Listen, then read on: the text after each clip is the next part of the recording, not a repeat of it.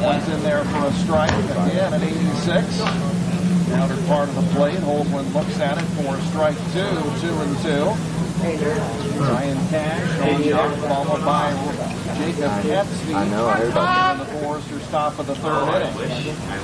Ramirez sighs. If he gets the sign, the 2-2 pitch is skied towards shallow left field. Plenty of room for Lima. Drifts towards the left field. Now batting, shortstop, number 5.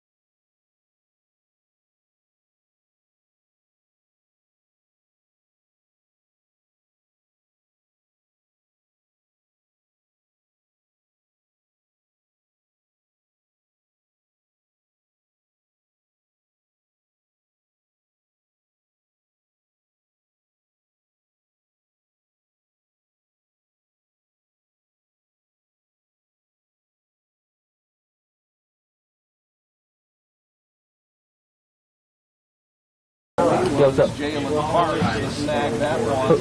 Who? Ball, no strike. The Redskins? Me? Nevada. The second outing of the summer. We apologize, but now we're finally live from Spark Anderson Field after some technical difficulties. We are in the top of the third inning where Santa Barbara is trailing Caneo 1-0. On the mound for the Oaks is Jerry Ramirez. He's gone 2 2/3 scoreless. Again, our sincerest apologies about the technical difficulties, but we're finally happy to be live from Spark Anderson Field. Jordan Brenner and Zach Engberg, Emily Hilsinger on production for us today. With 2 gone in the third inning, the Oaks got their only run back in the first inning on a Raul Sandoval home run to left center field. He later stranded 3 runners in that inning. 2-0 pitch with 2 away. And a breaking ball is in there for Jerry Ramirez. It's 2-1. Quick lineup for the Foresters. Currently hitting is Jacob Katzvey. He's batting second behind Ryan Cash. Eric Kennedy on deck. Ross Cadena behind him.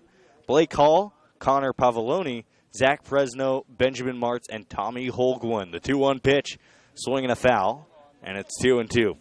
Oaks Field looks like this. Nico Lima, Raul Sandoval, Trent McKinney left to right in the outfield. Ramon Gomez and Gabe Baldovino, third base, shortstop on the left side of the infield. Tyler Odekirk at second. Ryan Yamashiro at first, and Jalen Parks is doing the catching.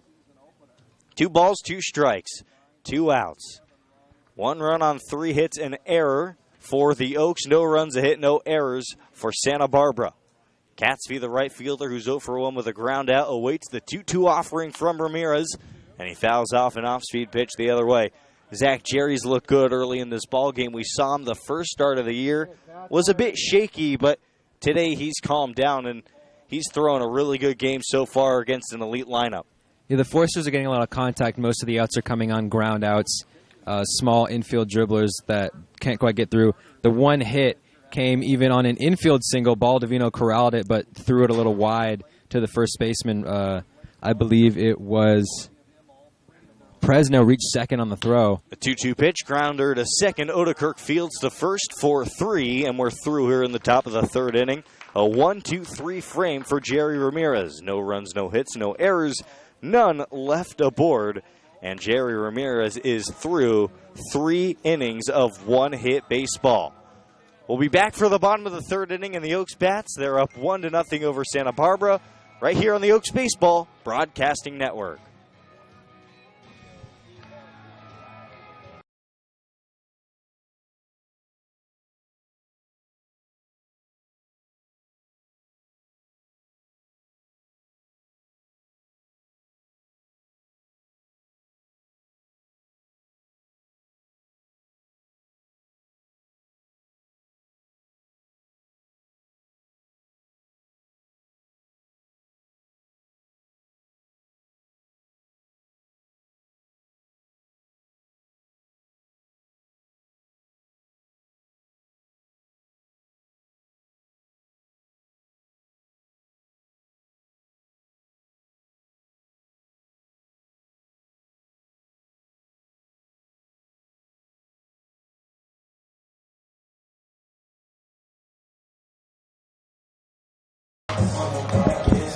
Bottom of the third inning from Sparky Anderson Field, Jordan Brenner and Zach Engberg.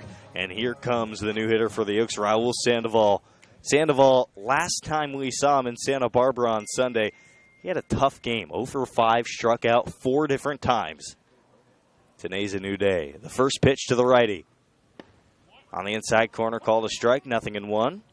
We always talk about at this park how on a normal day with the jet stream wind, it's hard to hit the ball to left field, but today, a little bit slower air, that thing went. 0-1 pitch is outside. Yeah, you mentioned it. Raul Sandoval took a fastball and lined it over the left center field wall. 385 about from home plate, the 1-1. Down on the way, 2-1. And that was big for Raul Sandoval because, you know, he's been struggling. It wasn't just yesterday, but his previous day he was 0 for 5 before the walk-off sacrifice fly over Arroyo Seco. 2-1 on the corner, 2 balls, 2 strikes. And yet, his 5th RBI in the season, which is tied for first on the team with Yamashiro. So he's still coming through in big moments. Isaac Coffey throws the 2-2 pitch. A breaking ball whiffed on and missed. Strike 3 swinging to lead off the third inning.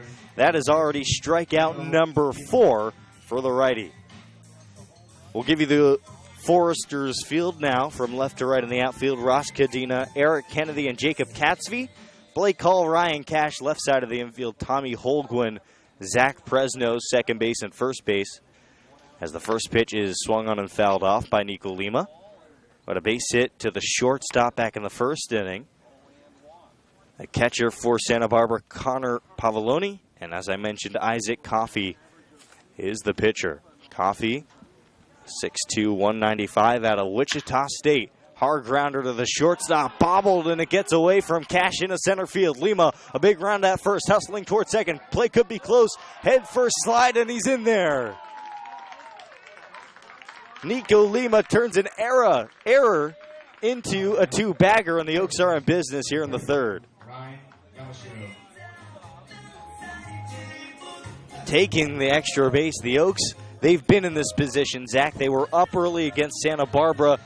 Last time they played on Sunday, they know every bag, every run they can get is huge against this stacked Santa Barbara roster. Absolutely. 1 on, 1 out. And here's the hitter, Ryan Yamashiro. Yamashiro takes away 1-0. Had a base hit to right field in the first inning and was stranded at first after Daniel Krasnick struck out looking. A Ramon Gomez walk and Jalen Parks swinging strikeout to end the frame. 1-0, 1 on. Oaks up 1. A pitch to Yamashiro. Inside corner called a strike. 1-1. Foresters come into today's ball game 3-0. Perfect on the young season. Oaks 3-2. The 1-1 pitch. Swing and a foul to the right side into the parking lot. Rolls towards the pool area. 1-2.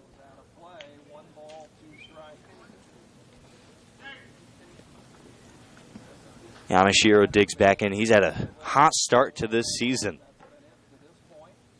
Hitting .389 on the young year. 1 home run, couple doubles, and a base hit.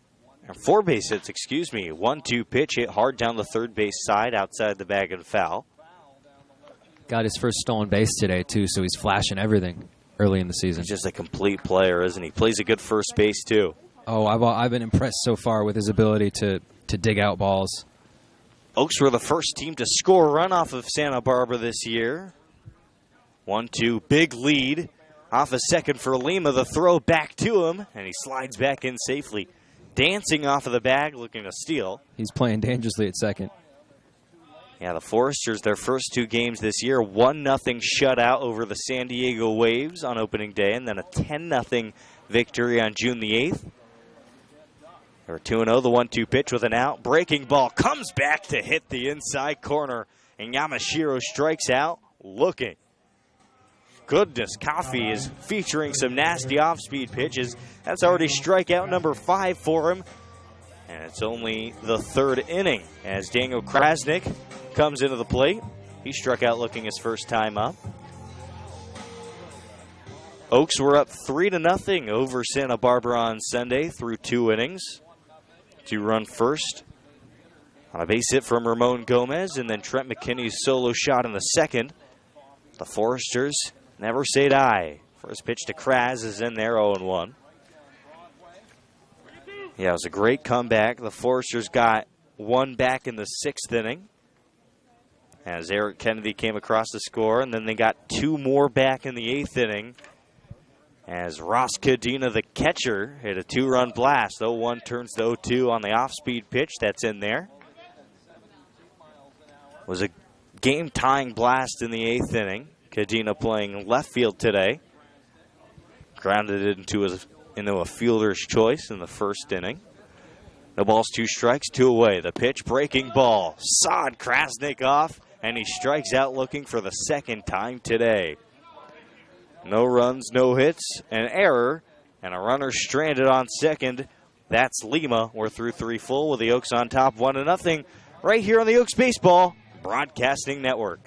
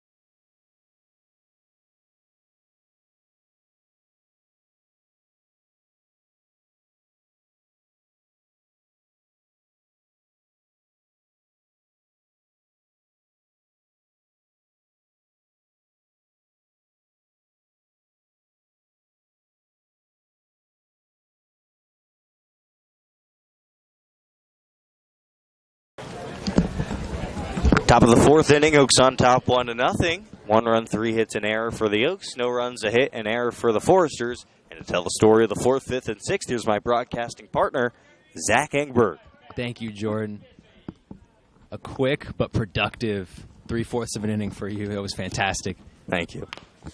Jerry Ramirez up for his 4th inning of work. And the first pitch to Eric Kennedy bunts it down, reaches for a single.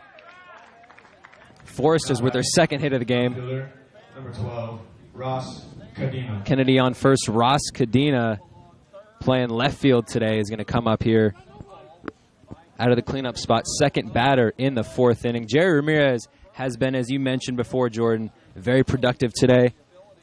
Not much of a strikeout pitcher, only 1 strikeout early on, but 3 innings, 1 hit ball, only 1 walk, only 2 runners on coming into the game. The junior from Glendale Community College has been spectacular in the first 3 innings today. Kennedy with a 2-step lead off of first. Kennedy goes for the steal at second, and he's going to be in there safely. The ball rolls into center. Kennedy gets up, runs to third, and just like that, the Foresters have a runner on third base. Kennedy on third, Cadena up. A fantastic opportunity for the visiting Santa Barbara Foresters right here to tie the game up. And an error on Jalen Parks there. The throw was a good idea. Had a chance to get Kennedy stealing. Ball sailed to the right side into center field. Kennedy advanced to third on the error. It's already 2 errors in the first 3 innings for Caneo. Cadena swings at it, fouls it off. Ross Cadena hit the 2-run home run to tie the game in the first game that these two teams played on Sunday.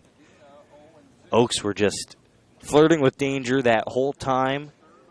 Almost had that feeling like it was the Foresters were just bound to come back and tie the game.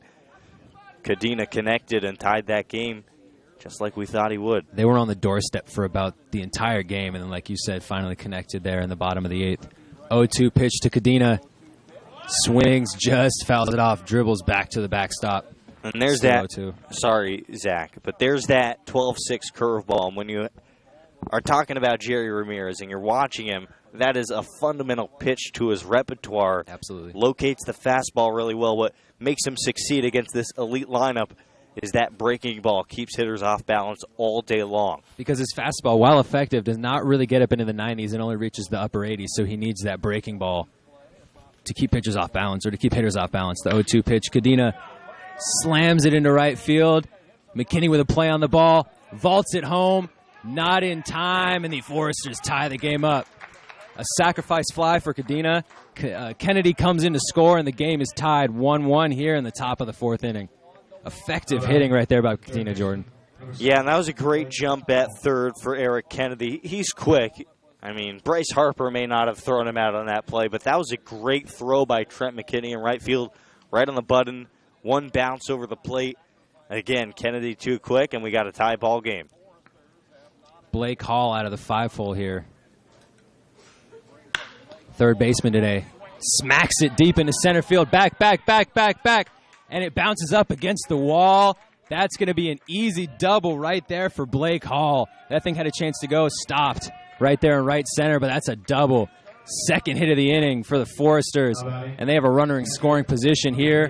One out, down in the top of the fourth inning. And you kind of had a feeling this was going to happen. Santa Barbara on Sunday, they only scored 3 runs, and you got to give the Oaks a ton of credit. Travis Weston, 4 2/3 scoreless, struck out 5. Reese Matheson was solid. Torres, Rickman, everybody was solid. But the Foresters were hitting the ball on the button all day long. And they had a number of lineouts that could have easily been hits. They're warming up here in the fourth. The catcher, Connor Pavoloni, hitting out of the 6th hole here. One down, one runner on second. First pitch in there for a strike. And as you mentioned, sometimes it's not about you not playing up to par. Sometimes it's about the other team playing better. And the Foresters, as we've mentioned, a stacked lineup every single year. A record 15 CCL championships. And they were just better on Sunday afternoon. 0-1 count from Ramirez as he sets. Readies for the pitch, and that's a timeout here. Ramirez, a successful first 3 innings, but a little trouble here in the fourth. Couple hits, couple runners, a run already allowed. Runner on second here, only 1 out. And there's something to be said. This is the second time through the order against Jerry Ramirez. Second pitch to Pavoloni, once again in there for a strike. Connects on the inside corner, and it's an 0-2 count here. Sinking action from Jerry Ramirez. Started over the heart of the plate. Hitter wanted to swing, then he sees that ball sink towards the inside corner, flinches for a second. That's a beautiful pitch for Jerry Ramirez. Absolutely.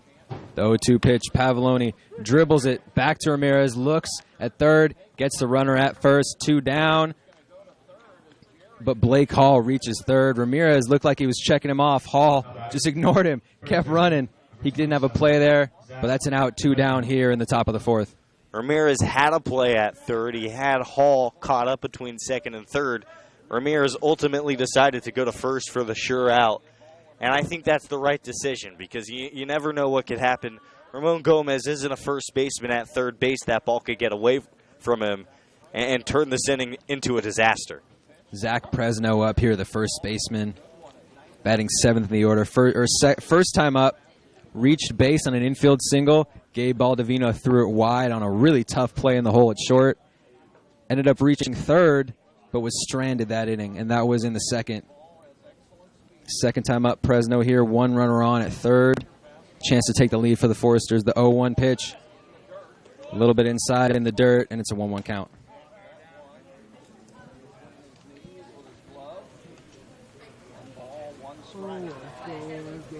Ramirez out of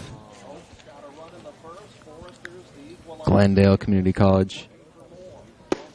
The 1-1 pitch is a little bit outside, just misses there on the outside corner, 2-1 count. Zach Presno this season coming into the game, 2 for 9, 222 average, a couple extra base hits, 3 RBIs, a chance to add to that total right here. Big swing and a miss from Presno. He saw something there, couldn't connect. Ramirez, 84. Took a little something off there, and it's a 2-2 count to Fresno. Jerry Ramirez didn't pitch against the Foresters in the playoffs. That's right, he was the starting pitcher in the championship game, which the Oaks defeated the Riptide for their first CCL title. 2-2 pitch. Fresno fouls it off, stays alive. A little competition there to see who can get the ball between Bailey, Holbrook, Charlie Bellinson. Bellinson gets it. Fist bumps. They're just having fun out there, Jordan. I mean, how can you not? Summertime baseball, big rivalry game. Starting to cool off here in Thousand Oaks. Gorgeous day.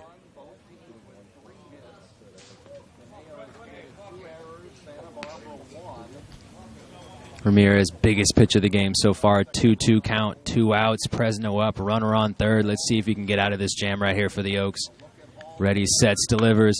Fresno fouls it off again. He just keeps staying alive. Goes back to the backstop, and it's still a 2-2 count.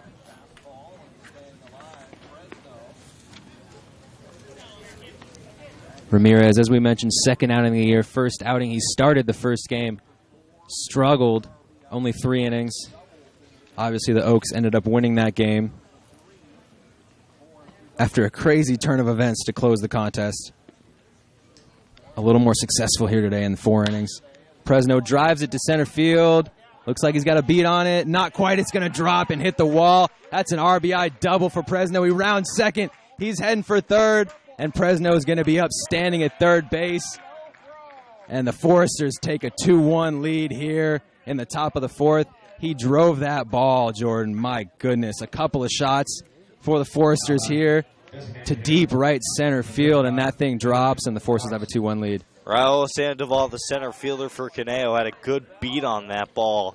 Unfortunately, it just kept going and going and going, and Zach Fresno is 2 for 2 today after going 0 for 5 with 3 strikeouts on Sunday.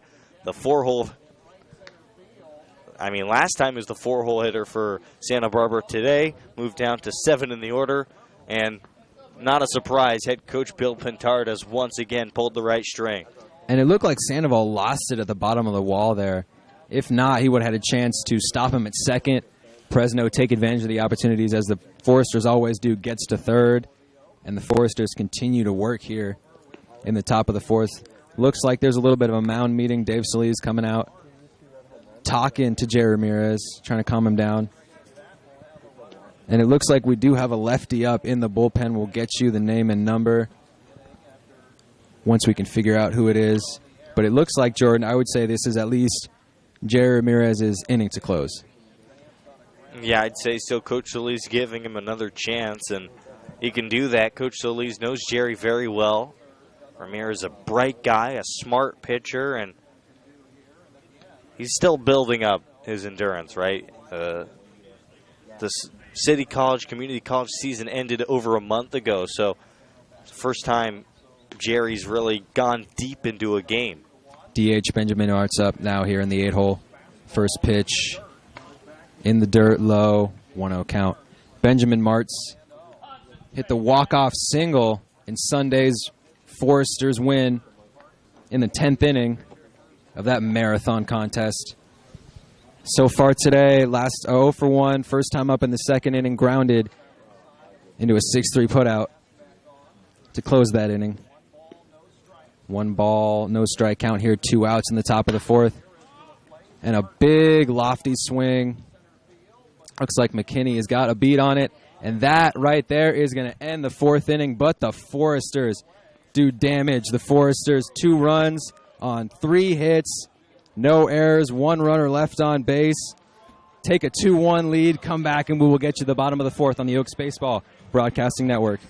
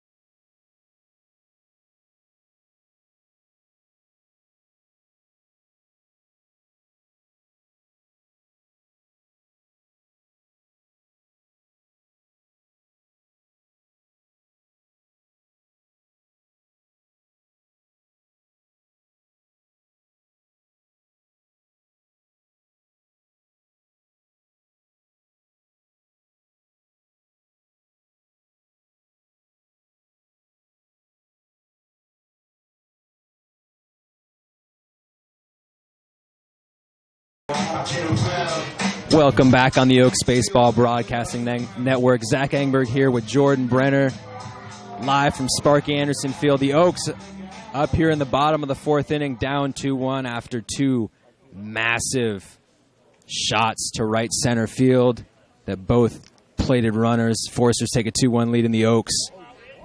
Trying to claw back here as they have done several times here in this early season. Ramon Gomez out of the 6-hole coming up. 1-0 pitch, skies it into foul territory. I wasn't sure whether the third baseman or the shortstop was going to get it, but the shortstop makes the play. One down here in the bottom of the fourth inning. Ryan Cash making that play, but they were doing some synchronized baseball right there, Jordan. Yeah, they were. Jalen Parks up now here in the bottom of the fourth inning. The catcher struck out swinging his first time up in the first to close the first inning.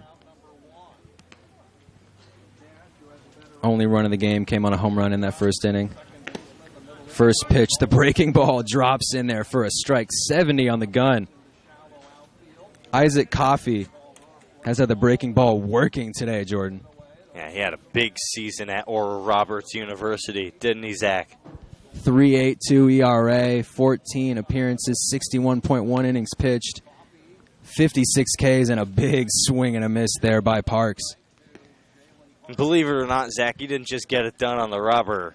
I mean, this is a guy who hit .292 with 6 homers last year. Two-way star. 0-2 pitch to Parks. In the dirt, holds off 1-2 pitch. And we see this Foresters team is full of, they just have athletes, Jordan. Up and down the roster, left and right, everywhere you look, guys that can hit, that can pitch, that can run, that can make important plays in key moments. The 1-2 pitch delivery from Coffey. Parks backs off there, 2-2 count. And you see that for head coach Bill Pintard because he is not a by-the-book manager. He's a guy who likes to run. He likes to approach every game differently and coach differently. So it's natural for him to get these versatile players who can do multiple things for him. That's exactly what Coffey does. Coffey ready for the 2-2 pitch. Delivers. The breaking ball misses again inside. It's a 3-2 count to Parks. I mean, just to describe that Isaac Coffey curveball, because it has been a major factor in this ball game so far. I mean, here's a guy who struck out the side last inning. It's disgusting. That's all I can say about it, Jordan. It drops off a table. Full count pitch. Parks grounds it to the second baseman, makes a little sliding play, and that's a 4-3 put out right here for the second out in the bottom of the fourth inning. Nice play by Tommy Holguin. A little dip slide. That's a tough play, Jordan, but he made it look really easy. Gabe Baldovino now up here out of the 8-hole. First time up in the second inning. Flew out to the right fielder. Baldovino, one of the best hitters for the Oaks early in the season. First pitch. A little bit high and outside. Looked like it slipped right through the catcher's glove there. 1-0 count.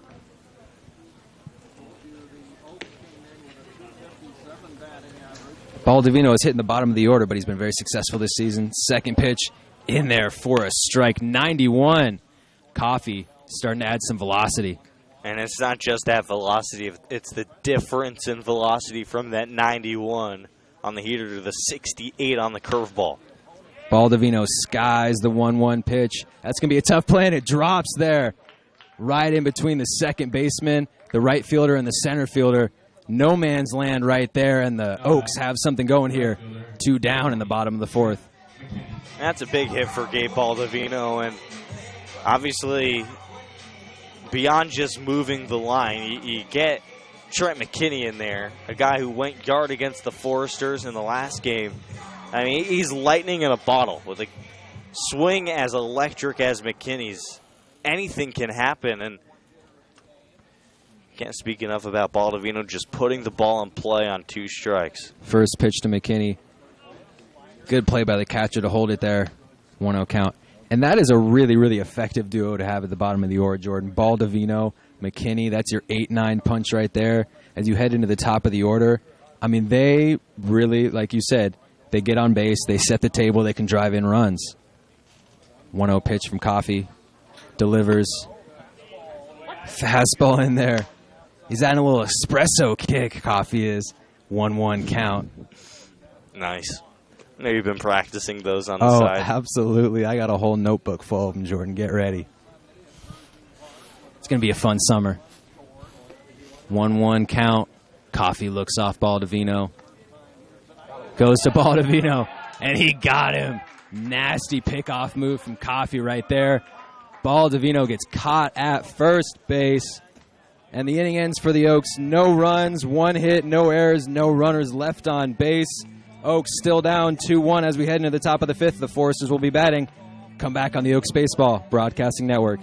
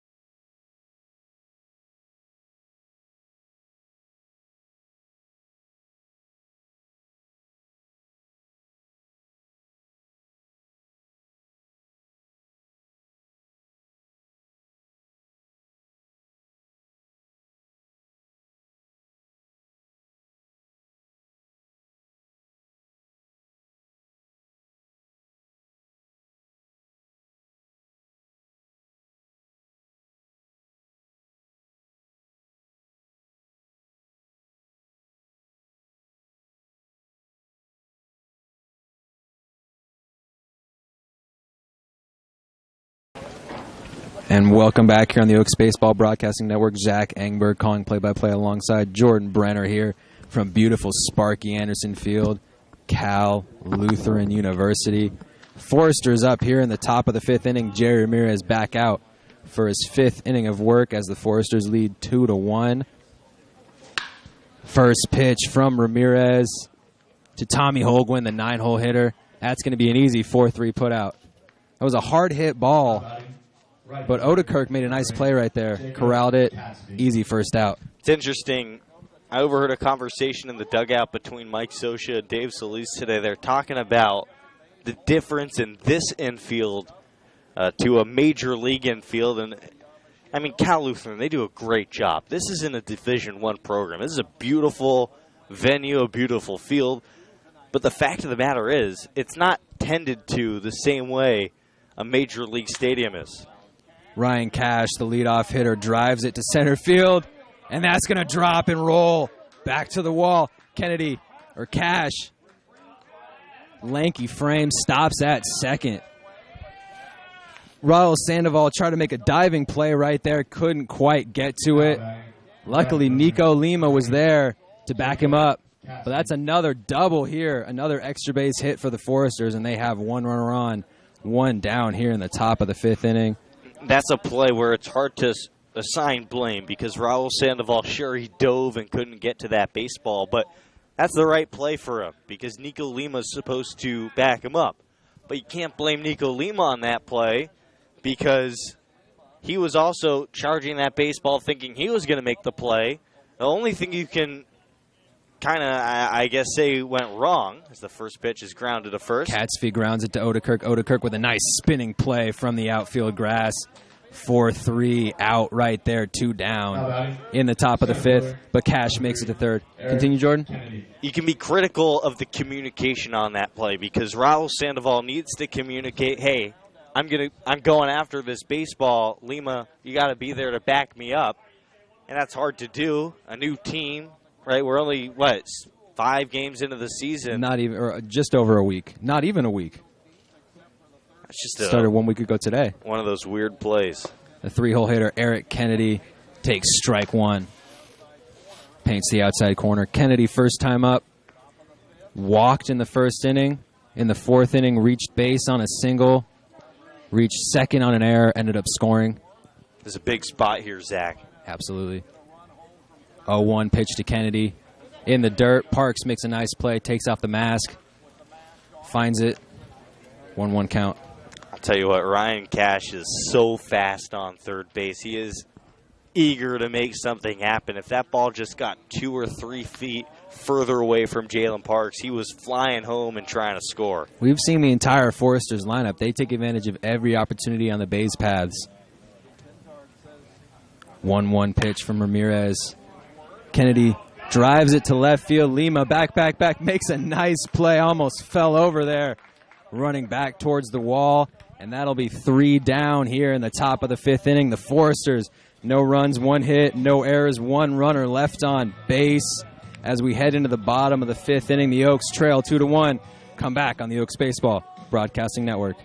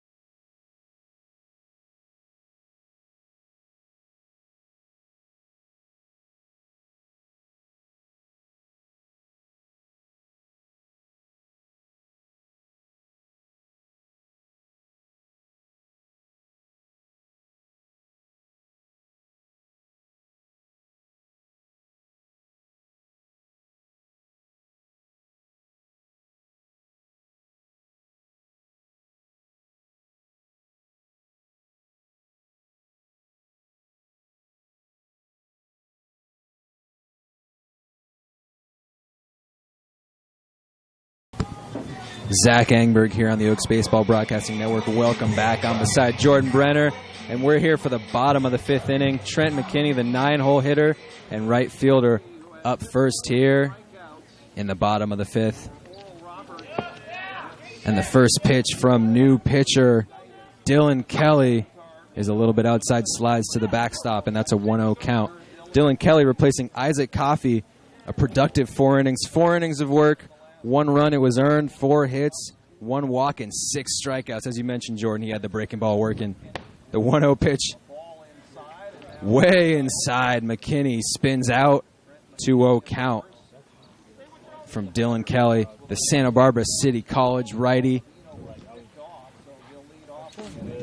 6-3, 2-0 pitch. McKinney smacks it foul just a little bit to the right of us.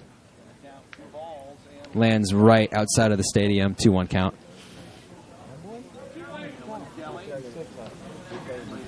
Dylan Kelly, 6'3", 210. Just finished up his freshman year at SBCC. And the 2-1 pitch once again inside, 3-1 count. Looks like he's struggling a little bit with his command so far, Jordan. Yeah, it's early, but the fastball is a little bit more tail than what he wants. Starting it down the middle, and it's ending up inside. 3-1 pitch is in there, paints the inside corner, 3-2 count. 79 right there. Took a little off, and it's a full count here to McKinney. McKinney struck out his last time up in the 2nd inning, trying to avoid the same fate here.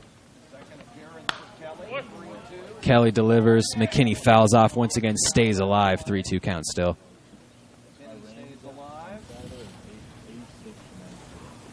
McKinney, as Jordan mentioned, started off slow, but the past couple games, big 2-run double and a big home run. And McKinney with a big swing and a miss was trying to duplicate the home run he hit on Sunday against the Foresters, and he strikes out swinging for the 2nd time today.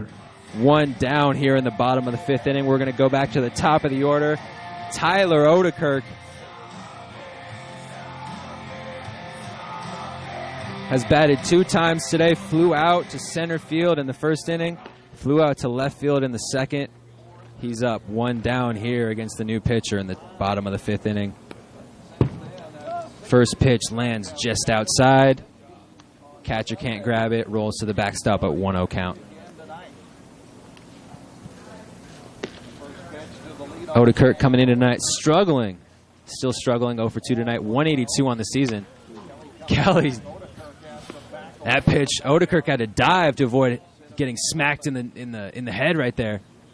That's got to be scary, Jordan, having the ball, even 76 miles an hour, come at you like that. Ducks out of the way. 2-0 pitch from Kelly. Inside once again, 3-0 count. Kelly's working rapidly here. Not much time in between pitches. But maybe he needs to slow down a little bit because everything is missing so far. 3-0 pitch. And he plunks McKinney. Wouldn't have mattered. That would have been a walk right there.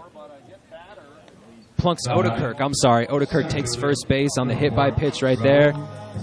Raul Sandoval will come up. 1 runner on, 1 down here in the bottom of the 5th inning. Oaks trailing 2-1. Raul Sandoval first time up. Smacked a deep fly ball, 385, that went the distance right in front of the scoreboard. Second home run we've seen in this stadium, Jordan, and I'd say both of them so far. Obviously, Quartararo in the first game struck it to center field. Sandoval is to left center. We do not see balls hit there that far, but he gave it a drive. Oh, and he did, and that must feel incredible for him because, as I mentioned, he's been really scuffling. He's so talented. I mean, in this Oaks lineup, and there's some dudes in this lineup, Zach. There's a reason Sandoval's still hitting second after going over 5 with 4 strikeouts. We'll put it that way. The trust obviously paid off. Big swing and a miss. Odekirk tries to steal second. And it looks like that's going to be an out. A perfect throw from the catcher. Connor Pavoloni. Tommy Holguin makes the nice play at second base. Slides in the tag. Odekirk reaches first and out at second. What a fantastic play by the Foresters right there, Jordan. That's not just a good throw from Pavoloni. That's a throw that could earn him a lot of money one day. Absolutely, and the 0-1 pitch drops out. And it looked like Odekirk was going to slide in there safely, but that was a fantastic spin tag from Holguin right there. 1-1 pitch low, but it's in there for a strike 1-2 pitch. Pavoloni at catcher was set to throw in his motion before the ball even got to his glove. 1-2 pitch, low and away. And there's a guy in here tonight who knows a little something about playing great catcher, Mike Scioscia. That's true. He must have raised an eyebrow on that one. He's if he's still impressed. around. Not sure. 2-2 pitch, Sandoval. A little bit outside. Another nice play from Pavoloni there. It'll be a full count. Dylan Kelly out of Goleta, California. A local kid for the Foresters. Full count pitch and a big swing and a miss from Sandoval. Kelly with his second strikeout of the inning. And the Oaks, no runs, no hits, no errors, no runners left on base. They trail 2-1 here at Spark-Anderson Field as we head into the top of the 6th inning. Come back on the Oaks Baseball Broadcasting Network.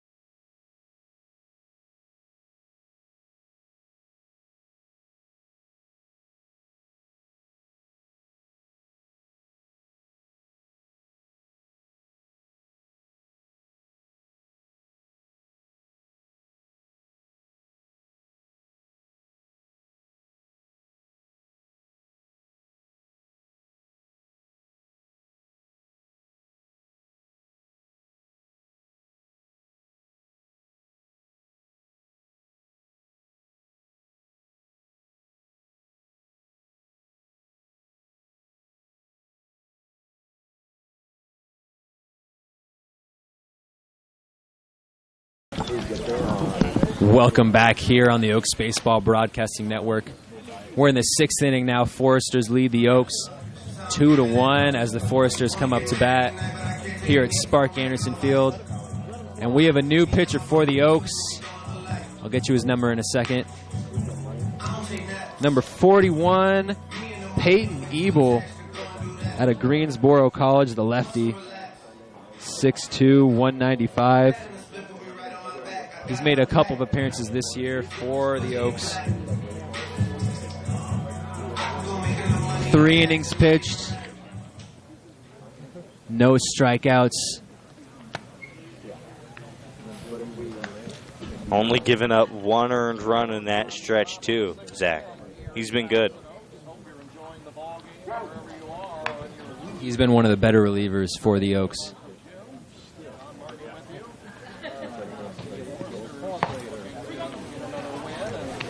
Now batting, left fielder. Foresters so number 12, far today, Ross 2 runs in the 4th Cadena. inning.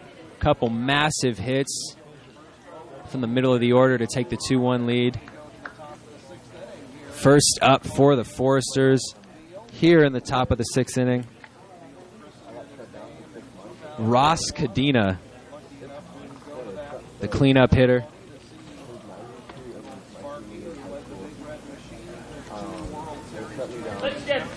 Ebel readies for his first pitch of the night. Little bit inside. Cadena dodges the pitch, 1-0 count. Jerry Ramirez tonight, 5 innings pitched, 4 hits, 2 runs, both of them earned, 1 strikeout, no walks.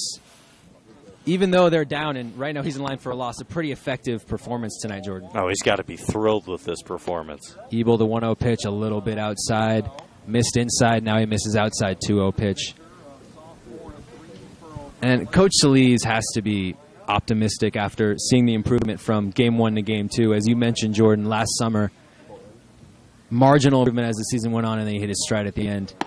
Ebel, the 2-0 pitch, misses high and away, 3-0 count.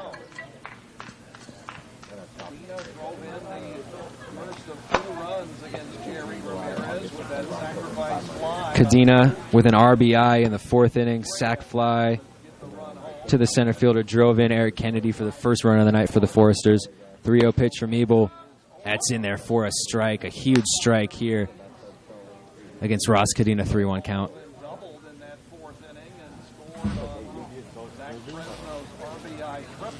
This Foresters lineup, Jordan, is absolutely loaded, stacked top to bottom. Cadena, no different.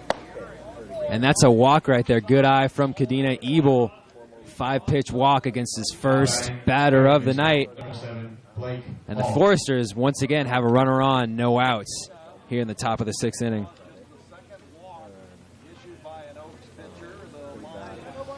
Up now, Blake Hall, the 5-hole hitter. Pardon me, Zach. Let me just correct something really quick. Jerry Ramirez had 1 walk. 1 walk. In that game in the 1st inning, but he was throwing darts today. Absolutely. Much improved. First pitch, Ebel. 6 pitches so far. 5 balls, only 1 strike. Once again, another pitcher struggling early on in his appearances, Jordan. I like this mound visit for Coach Solis here. He understands what point in the ball game the Oaks are in. They're hanging around with Santa Barbara. They're right there. Foresters have 5 hits. The Oaks have 4. 2-1 Foresters. Coach Solis doesn't want this to get away. He believes in Peyton Ebel, but understands, 1 or 2 more walks with a runner on first, and you're down 2-0. That's not where you want to be. So get in, talk to the pitcher beforehand, calm him down, settle the nerves, and give him the best chance he has to succeed. And that's got to be what he's telling him. You've been successful this season. Calm down. You can handle this lineup. First lefty they face today, too, so a little change of pace will be nice.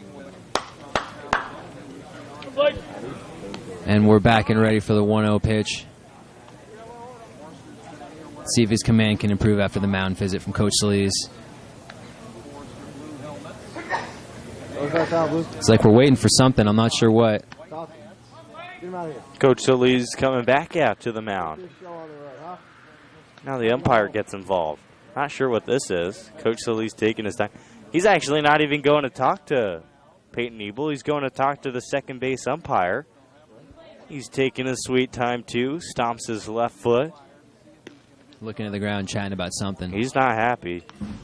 He's not happy. He's looking at the floor. That's how you do it, right?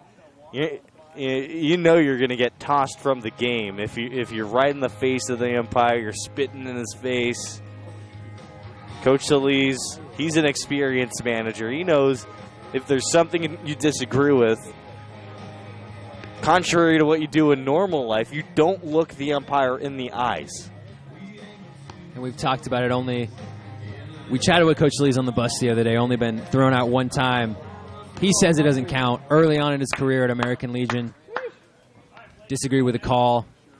He said it was pretty egregious. It was egregious. egregious. I'm going to have to believe him. I didn't see it, but he said a runner was awarded home. He was given 3 bases on a ball that went out of play, which he's right. That is terrible. It's terrible. Call. It's absurd. And I would have to believe that the same thing happened here in the Summer League. You get thrown out again, and I'd be on his side there. The 1-0 count from Ebel. Delivers. Misses again. 2-0 count. Ebel continues to struggle. Blake Hall here scored a run last time up in the 4th inning after a massive double. Left center field. Facing a 2-0 count here. Swings and drives it. It's going to go foul right over the Foresters' dugout. Almost hits a Prius. Say it's the safest car. Not so sure now. Who says it's the safest car, Jordan? My mom. Bro. Great gas mileage, though. 2-1 count from the lefty. And it looks like they're going to call a balk there. Coach Solis hates that call. Not even going to come out. He's unhappy. He just waves his arm, looks at him. It's the second balk that the Oaks have been dinged for this season. Peyton Ebel unsure what the call was or what the call was for. But all of a sudden, Ross Cadena on second. The Foresters have a runner in scoring position. No outs here. Blake Hall up, 2-1 count. Foresters up 2-1 in the top of the 6th inning. The balk is one play that I've never quite gotten a full grasp on, and I'm not sure if anyone does, Jordan. It's so subtle. 2-1 pitch. Hall fouls it back once again. Over the right side bleachers, 2-2 count. And the reason I think the general public doesn't really quite understand what a balk is because it could literally be as simple as, having the hiccups if you're a pitcher. It can be any slight little movement. I think sometimes the umpires, it's a very touch and go as far as when they feel like calling it or not. Yeah. But that's another discussion for another time. Right now we have a 2-2 count here in the top of the 6th inning. Runner on second. Ebel looks off the runner. Misses high on the breaking ball. 66 on the gun. Full count here. Blake Hall. Hall already with a double today and a run. Dangerous spot to have against the righty. We know he can swing it big. Let's see what he does right here. Full count pitch. Hall fouls it off, bounces off Park's helmet. Back to the backstop. Still a 3-2 count here. Peyton Ebel's doing his job, Zach. He's throwing strikes. He has some movement on his pitches. Just waiting for that soft contact that he's known for. And in a full count, the next step for Peyton Ebel, he's got that monster curveball. He's got to be able to throw that for a strike when he has to. And at this juncture in his career, he can do that occasionally, can drop it in on a 1-1 count. But there's a different level of pressure throwing that pitch when you know if you miss, it's going to be a walk. Especially to a righty. It'd be a different story if it was a lefty as Jalen Parks comes back in with a new helmet, it looks like. Went to the dugout to fix something, comes back, looks like he is ready. But Ebel, once again, 3-2 count. Because if you leave a pitch up to a righty like Blake Hall, who we've already seen can mash him with the best of them. That's a bad story. You're not seeing that baseball again. And there it is, driven to left field. Bounces at the bottom of the wall. He's going to go to second. He's going to score a run. That's a big RBI double for Blake Hall. Ross Cadena comes in to score, and the Foresters take a 3-2 lead. And right there, missed on the breaking ball. Look what Blake Hall did. Drove it, pulled it to left field. And that's about the third or fourth time today, Jordan, that the Foresters have hit one and missed by about 2 or 3 feet from hitting it out. Yeah, Blake Hall thought that was gone. He stood there and watched it for a second. He either thought it was gone or foul, but it, as you said, dropped right up against the wall, 325 down the line, and it cruised in for his second double of the game. He was running real slow around first and turned it up, slid in there, and the Foresters still with a runner on second base, no outs here in the top of the 6th inning. Connor Pavoloni, the catcher, coming up out of the 6th hole. 0 for 2 today, a fly out to the right fielder in the 2nd inning. A 1-3 ground out in the 4th. But Ebel has struggled so far today, missing location on his pitches, obviously missing big on that breaking ball. Yeah, his mistakes have been massive, over the middle. And you can't do that, especially against dangerous right-handed hitters. Pavoloni fouls it over the right side bleachers. It's going to bounce into the parking lot, 1-1 count. Charlie Bellinson getting in some work in the Oaks bullpen, but he's jogging back to the dugout, not sure why. Catcher's staying out there. I think he might have forgotten something. Looks like he might be changing glove. Might be getting some water. Ebel readies for the big 1-1 pitch. Pavoloni fouls it off once again to the right side, 1-2 count. 75 right there from Ebel. A guy like Ebel, and he'll be the first one to tell you this, he doesn't have velocity that's going to match up with a Carson Carter on the Oaks. So when that's what you are as a pitcher, that's fine. People have been successful that way. But you have to locate. You have to deliver those pitches in the perfect spots. Yep, he's got to hit the corners. Have to. Ebel looks back, the runner on second. Pitches inside, 2-2 count. 68 right there. But then again, Peyton Ebel is playing one of the best summer collegiate rosters in the country. If you're even a little bit off, this team is going to make you pay. And they have today. 3 runs in the last 3 innings, 2 in the 4th, 1 now in the 6th. Still no outs. 2-2 pitch. Little dribbler, Ebel with a nice play. That's going to be a 1-3 put out. Just barely caught that on the edge of his glove. Blake Hall is going to reach third. 1 down here in the top of the 6th inning. But Blake Hall is 90 feet away from adding the 4th run of the game for the Foresters. Zach Presno up now in the top of the 6th inning. Presno with a massive double, triple in the 4th inning.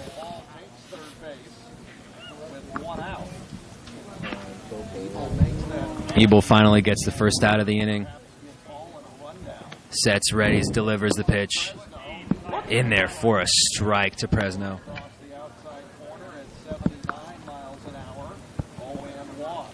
Presno drove in the 2nd run of the game for the Foresters in the top of the 4th, driving in Blake Hall with the extra base hit. 0-1 pitch, just a little outside. Parks has to jump up to make the stop. 1-1 count. Presno out of Fresno State. It's fun to say Presno out of Fresno. It is. 1-1 count. Big hack at it. Presno with a swing and the miss. 1-2 count. 1 out. Big smirk on Presno's face. He knows he should have hit that one. Was trying to go to the other way, but a great pitch by Ebel. Plenty of sink action from that heater. And he located right there, and you can see what can happen when he does. Just a little bit outside, a little bit up, 2-2 count.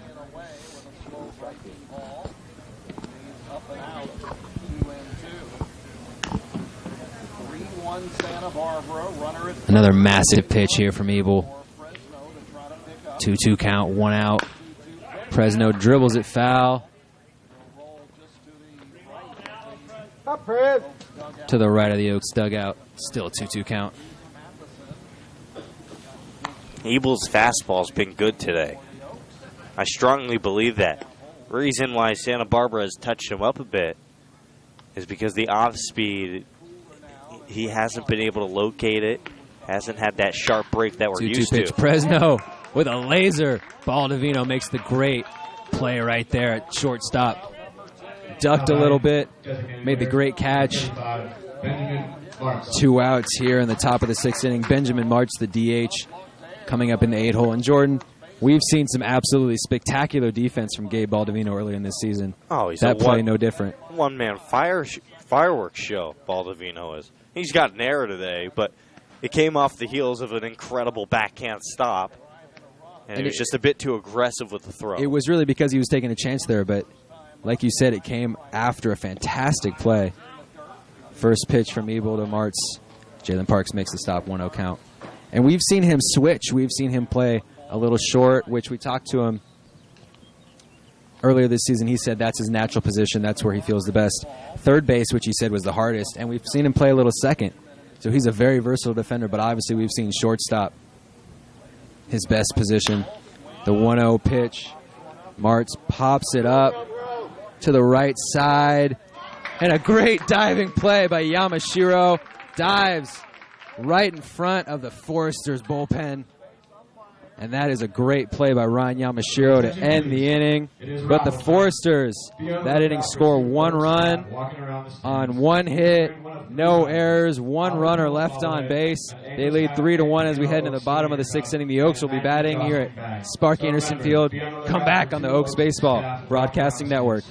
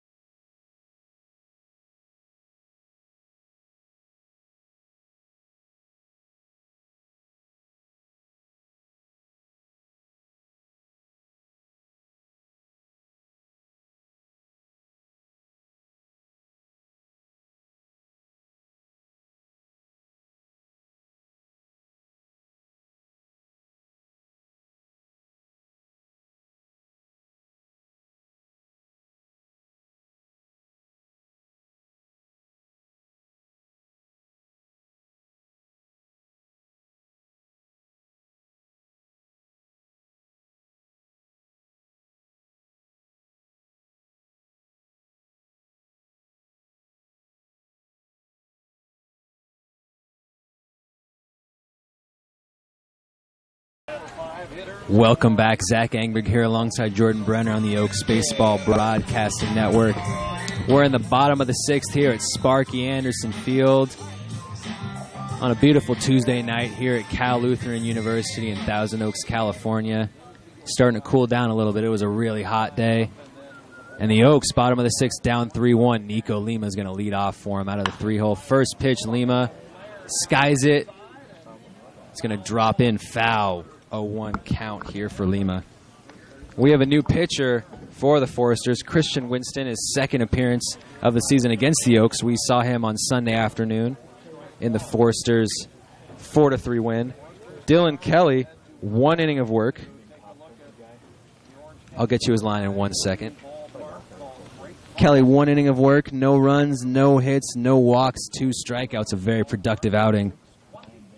0-1 pitch from Winston. Lima drives it. It's going back. And he makes the play at the wall. The left fielder, that thing had a chance, Jordan. Ross Cadena makes the play at the wall. Bounces into the wall. Wow, wowie. That's about the second or third time this season, Jordan, that Nico Lima has just missed a home run. Man, oh man. It's almost like he has too good a swing because he's not too early on it. He's not pulling that down the line. If he does pull it down the line, it is out of here. But he's going to the deepest part of left center field every single time, a few feet short. Ryan Yamashiro up in the cleanup spot here. Yamashiro, 1 for 2 today. Reached on a single and stole second in the first and struck out looking in the third. First pitch is outside. 1-0 pitch from Winston. Once again up. 2-0 count.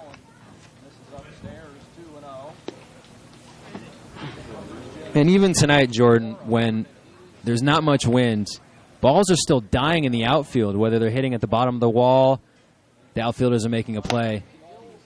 And the 2-0 pitch is high once again, 3-0 count to Yamashiro. That's because 375 to left center field that's brutal. That's brutal.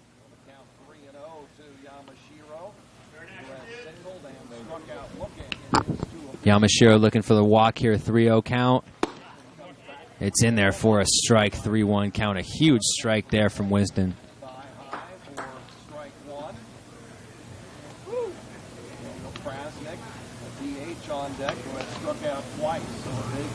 3-1 pitch. Oh, Yamashiro turned, was ready to take the walk at first, but the ump called a strike. Looked a little bit inside, but paints the inside corner, 3-2 count.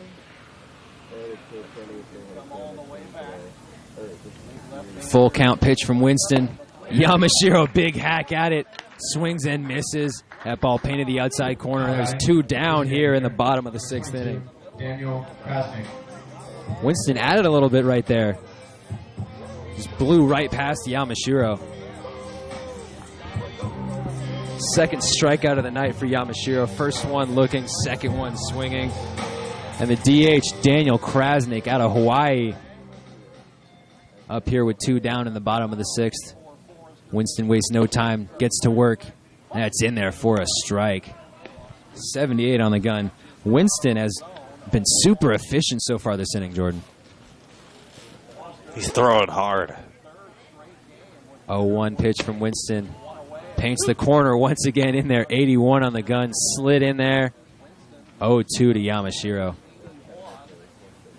Krasnick.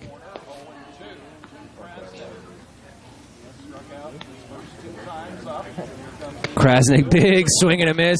Krasnick now struck out. Each time up, looking in the first and swinging in the 3rd and 6th. And the Oaks end the 6th inning, still down 3-1. The Oaks, no runs, no hits, no errors, no runners left on base. And the last 2 batters strike out swinging to Christian Winston. As we head into the top of the 7th, Foresters lead 3-1. Jordan Brenner will handle play-by-play for the 7th, 8th, and 9th. Come back on the Oaks Baseball Broadcasting Network.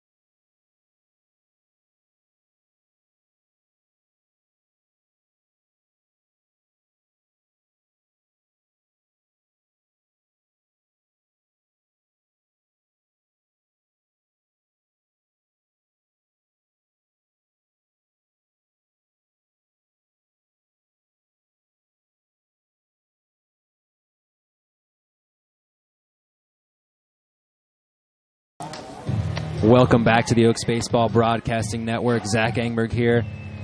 Oaks down 3-1 heading into the top of the 7th inning, and I'm going to send it back to Jordan Breda, who's going to handle play-by-play for the 7th, 8th, and 9th innings. Jordan?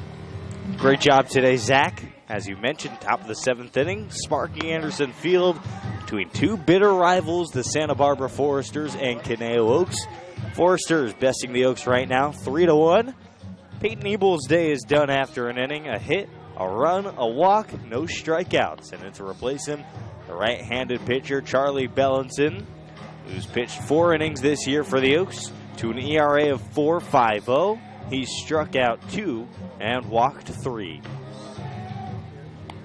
Coming up now for Santa Barbara will be the 9-hole hitter, Tommy Holguin, who's 0 for 2. And after that will be Ryan Cash, who's been busy today, and Jacob Katzfee. Top of the 7th inning on a beautiful day here in Thousand Oaks. Perhaps the hottest day of the summer when the sun was beating down. It's only going to get hotter from here, Jordan. That's true. But it's the 6:52 hour, and it is lovely outside. Tommy Holguin adjusts his batting gloves and is ready for baseball in the top of the 7th inning. Reiteration of the Oaks field, Ramon Gomez and Gabe Baldovino on the left side of the infield. Tyler Odekirk, Ryan Yamashiro on the right side. Jalen Parks doing the catching. Nico Lima, Raul Sandoval, Trent McKinney, left to right in the outfield. First pitch from the righty, 87 is high, 1-0. Oaks and Foresters talked about it quite a bit. These two teams don't like each other, not one bit. 1-0 pitch. In there, strike, 1-1. And if you're new to this team, maybe you're a parent of a new player, you're new to this rivalry. And you were introduced to quite a classic on Sunday. 1-1 pitch, off speed, swung on and missed. It's 1-2.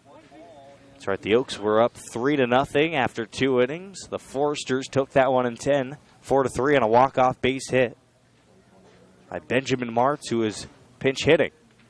1 ball, 2 strikes. The pitch, ground ball up the middle. Baldovino ranges, dives, and fields it, but he can't make the throw, showing off some incredible athleticism. But at the end of the day, that'll be a leadoff base hit for Holguin, who checks in for his first base knock of the afternoon.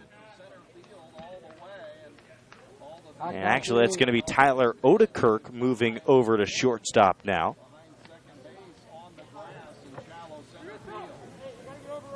Ramon Gomez goes over to second. And Gabe Baldovino, I think he's out of the game. We'll give you the third baseman when we get that information.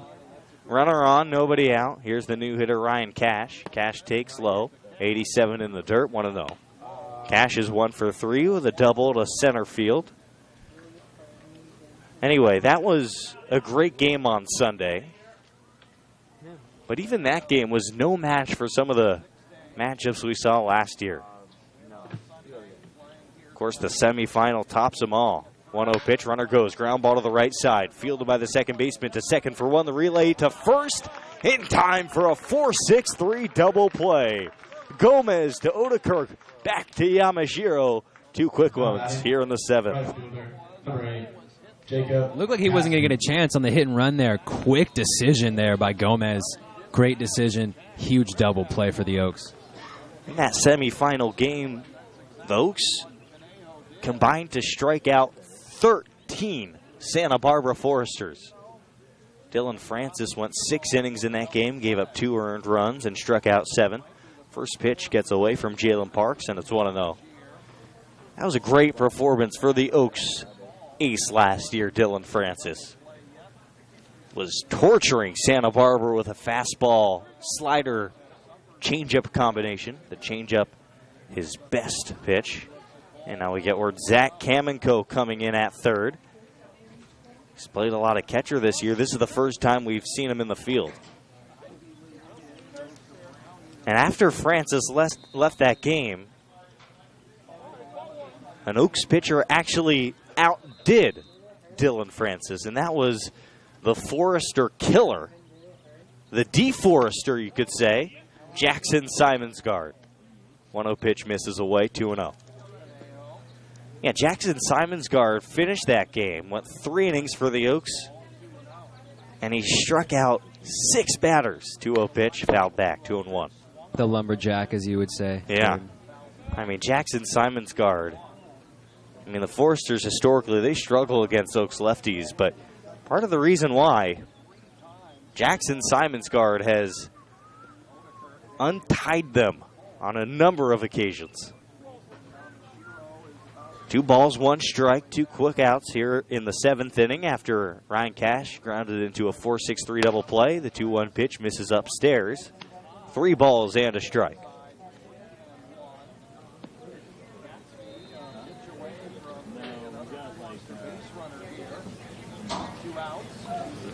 Three and 1, nobody on with 2 away. The pitch is outside, and that'll be a walk earned by Jacob Katzfe. He's now 0 for 3, but aboard here in the 7th. And I'd say Bellinson, his biggest issue this year, already his 4th walk of the season. Only 4 2/3 innings of work. He's struggled with his command, Jordan. Thanks for joining us here on the Oaks Baseball Broadcasting Network. Always fun when Santa Barbara comes to town. We've been treated to a good one so far. 3-1 Foresters. Oaks struck first in the 1st inning. Pardon me, in the 2nd inning. Runner goes from first to throw to second in time. Jalen Parks pops up and throws a dime. The tag applied, and we're through here in the 7th inning. No runs a hit, no errors, and nobody left on base. And by the way, that 1 run for the Oaks did come in the 1st inning on a Raul Sandoval home run, his 1st of the season. Through 6 1/2, it's the Foresters 3, the Oaks 1 on the Oaks Baseball Broadcasting Network. 0-5-4. Again.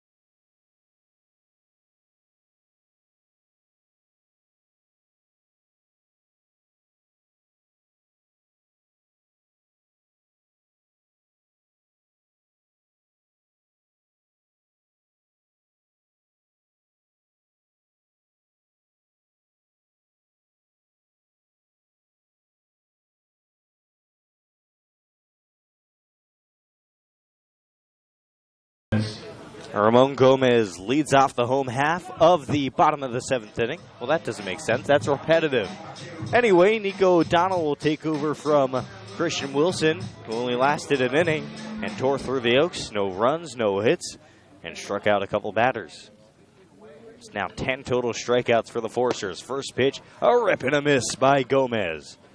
Nico O'Donnell has appeared once for the Foresters this year, went 2 innings, and didn't give up any runs. Big 6'5" righty out of the University of Texas. 0-1 to Gomez. Gomez chops back to the mound, fielded. The underhand tossed to first in time, and Gomez is now 0 for 2. He reached base in the first on a walk. Batting. 1-3, one away. Number 23, Jalen Parks. And no surprise, Nico O'Donnell in that 2 innings of work, 4 strikeouts. Yet another guy on the Foresters that can mow him down with ease, Jordan. Not a surprise with this roster.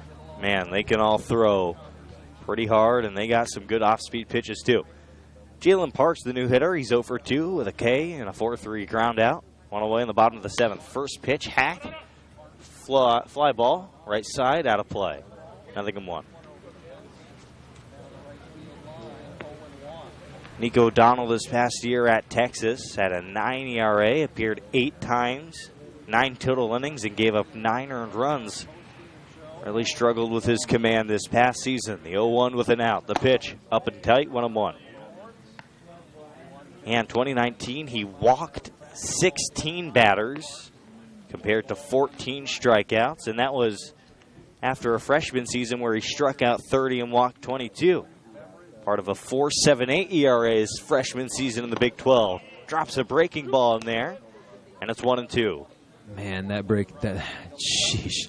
That pitch just dropped out. You see, I'm at a loss for words. That was just majestic. Some throw 12-6. Nico O'Donnell throws 24-6. 1-2 pitch. Swing and a miss. 94. Gear back throw up by him. Strikeout number 1 for O'Donnell. And that is now 11 strikeouts for Santa Barbara today. You know what I like to say, Jordan? If you can't handle the heat, get out of the kitchen. Oh, yeah. Zach Kamenko coming in after Gabe Baldovino got the first 2 at-bats in this spot of the order. Baldovino went 1 for 2 on a bloop single in the 4th. Here comes the catcher, Kamenko. Bottom of the 7th inning, 3-1 Foresters. Foresters have 7 hits compared to the Oaks 4. 2 errors for the Oaks compared to the Foresters 1. 92 on the outside corner. No balls and a strike to Zach. Kamenko got the start last game against the Foresters at catcher. Went over 3 with a walk. No balls and a strike to the righty. Here's the pitch. Swinging a ground ball to the right side. Fresno loses the ball. The second baseman, Holguin, fields. That's why you practice and you back up players in practice. It went off of Fresno's chest into the glove of Holguin, who threw over to O'Donnell, who was covering to complete the 1-4-3 put out. Attention, please. 3-4-3 put out.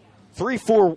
Man, I'm all over the place. The 3-4-1 put out. It was crazy. That's all you need to know. 1-2-3 inning. No runs, no hits, no errors, none left aboard. Through 7, 3-1 Foresters on the Oaks Baseball Broadcasting Network. The numbers again. 0, 1.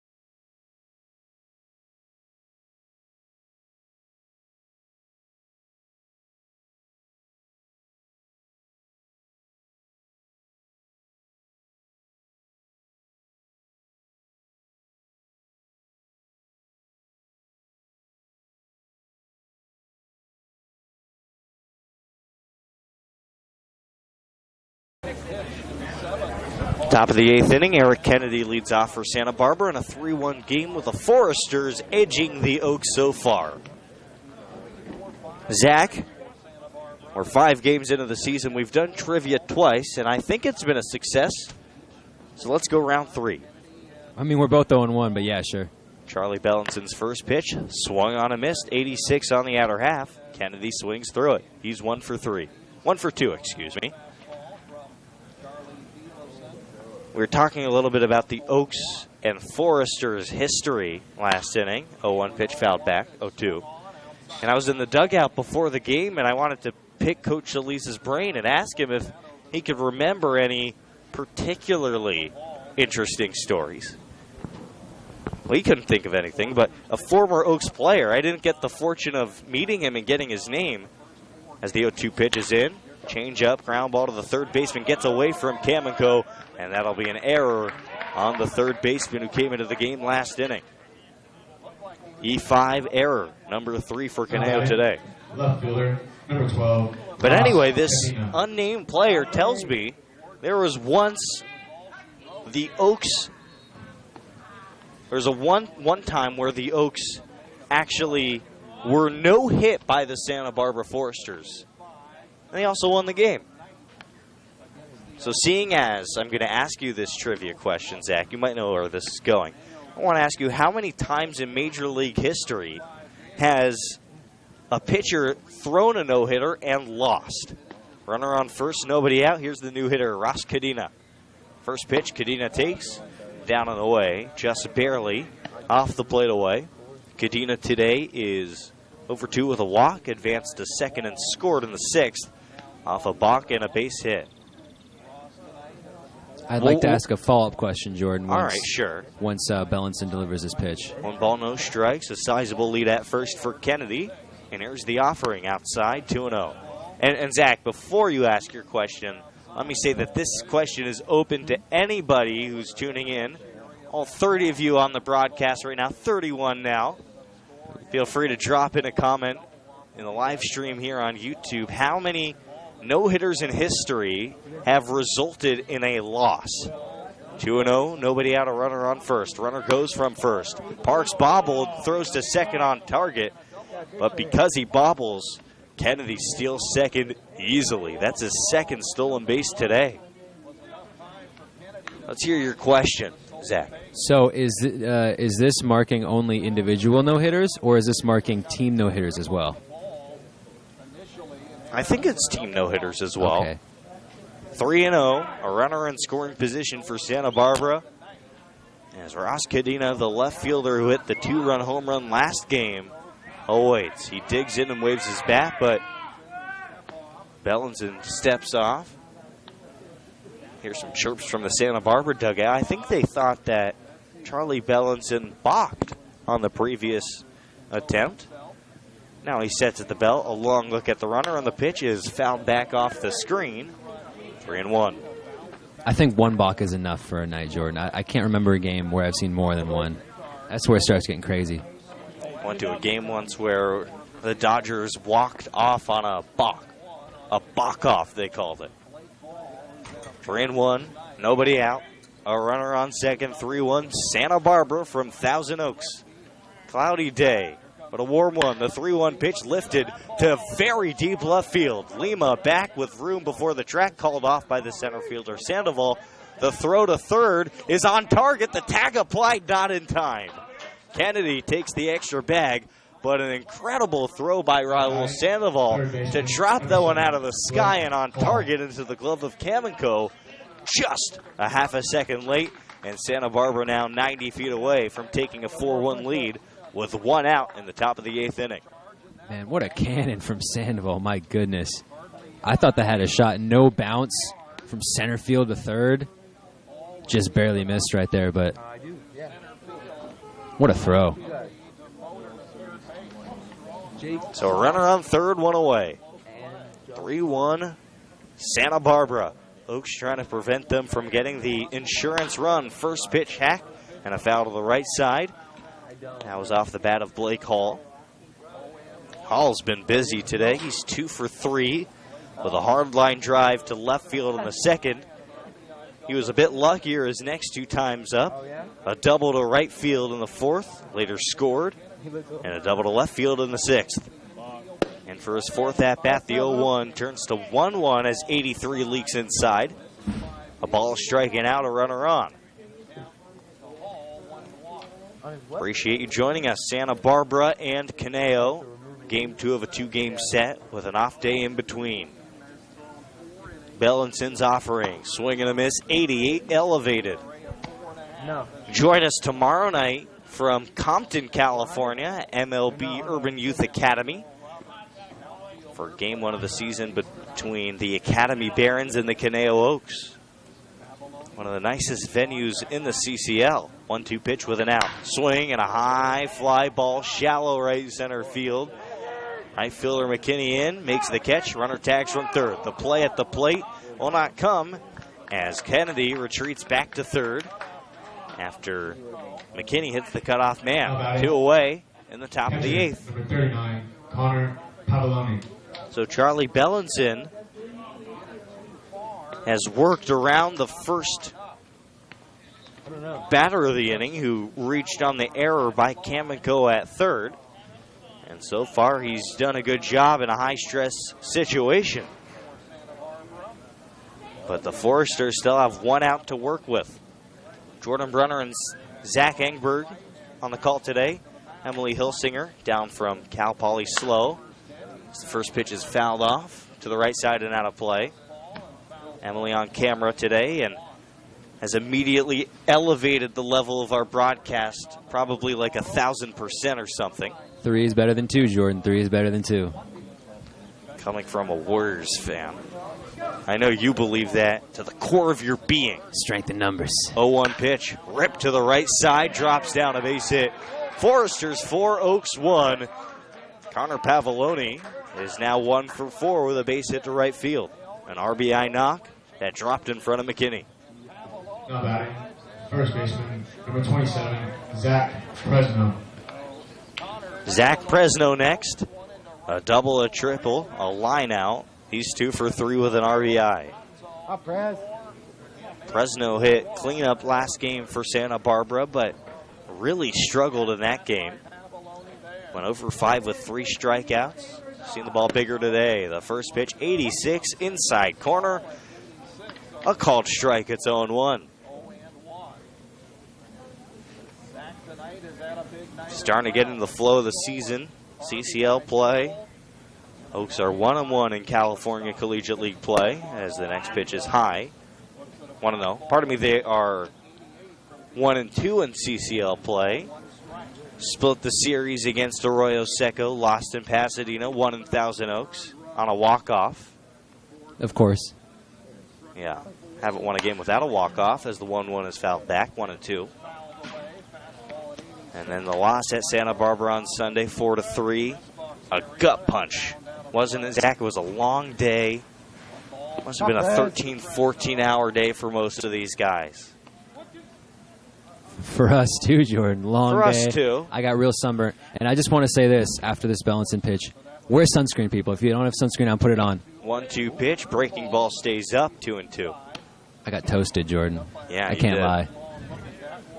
Hey, a lesson learned.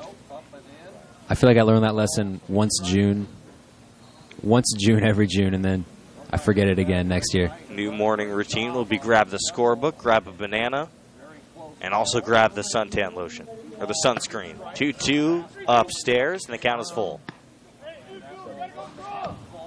Get into a routine just like these players do, and that's what the summer's about. Only week 1, and it's been a long week. Every game Caneo has played has been at least some sort of grind. Nothing but routine has been the season so far, Jordan. This game no different with the Foresters on top 4-1 in the 8th. Full count with 2 away, a runner on first. These players will settle in, as will we, as the season progresses. Runner on first is Pavoloni. The 3-2 pitch, runner goes. Breaking ball is low. A walk to Zach Presno. He's aboard the 3rd time today. And in comes Benjamin Martz, who's 0 for 3. Number 35, Benjamin Martz. Over to second moves Pavoloni, the catcher. And as I said, Benjamin Martz in. 0 for 3 today, but he's made his presence known in this series. Zach, the walk-off pinch hit base hit in the first game of the series. Pinch hit for Brett Borgonio, the shortstop, who had been 0 for 4 with 2 strikeouts and a double play. 83 is in, 1-0. And that's just Forrester's lineup, really, Jordan. Any of these guys can come in and make an impact immediately with a big hit, stolen base, walk. It doesn't matter. They know how to hit, and they know how to do it in the big moments. The 1-0 offering lifted out of play to the right. 1 ball, 1 strike to Benjamin Martz. There's number 35 for Santa Barbara. On the season, he's hitting .250. Only hit he's had was that walk-off base hit. He's appeared in 2 games. This is his 3rd. 1-1 with 2 away, 2 on. Swung on and missed, and the count's 1-2. See Bailey Holbrook doing some stretching in the Oaks bullpen. Nobody up and throwing for Santa Barbara at the moment. So we're likely to see Nico O'Donnell, in the bottom of the 8th inning. Charlie Bellinson looks in for his sign, gathers, checks the runner, winds and fires. The pitch is a high skyer behind the plate. Could be room for the catcher Parks. He locates it and makes the catch to retire the side. But not before the Foresters get a run on 1 hit, an error, and a runner stranded right here on the Baseball Network of the Conejo Oaks. We're through 7.5 innings with the Foresters on top of the Oaks, 4-1 from Sparky Anderson Field. Be right back. Ticket to win the Albert Pujols bobblehead.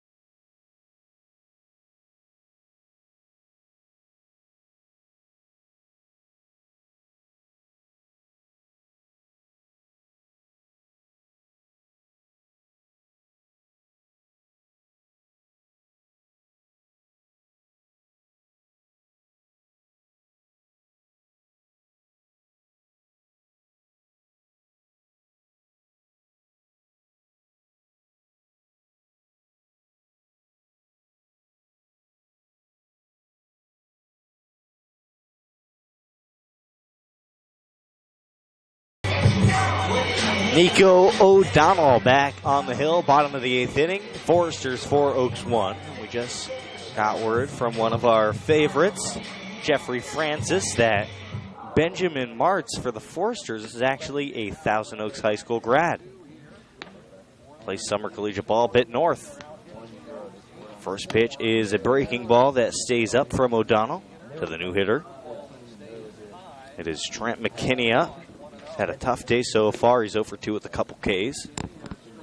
Had the big game on Sunday. Struck out a couple times and was hit by a pitch. 1-0 pitch, swung on a miss. It's 1-1. But in the 2nd inning, McKinney connected on his first home run of the season to left field. McKinney, absolutely a free swinger. 8 strikeouts on the season if you include tonight's game. But obviously, 4 RBIs, the big home run. He takes chances. 1-1 delivery. Jam shot dribbler down the left side. Out of play. And it's 1-2. Man, Santa Barbara. The Oaks have cracked the code how to beat them, Zach. You got to get to them early and hang on for dear life. They did that today. They hung on for a couple of innings. But the Foresters pulled ahead 2-1 in the 4th inning, and now they're up 4-1 after running the 6th and 8th innings. Yeah, once you get to that bullpen, we've seen so far these dominant pitchers in the bullpen, dominant relievers, you're not going to touch them. A ball in, 2 strikes. Here's the pitch. Breaking ball. Hard grounder to second base, fielded by Holguin on the first. In time, 2 away. Now batting. Pardon me, only 1 away. Number 14, Tyler Odekirk. Tyler Odekirk, the new hitter for the Oaks. He's 0 for 2 with a hit by pitch and was caught off of second base trying to steal.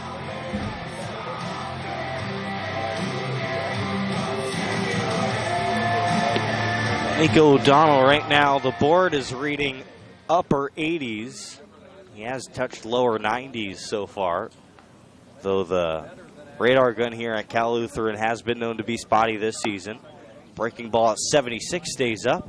A ball and no strikes. He's got the velocity, as you mentioned, but that curveball, as we've seen, is just absolutely disgusting. The 1-0 pitch with an out. Ripped and fouled back to the screen, 1-1.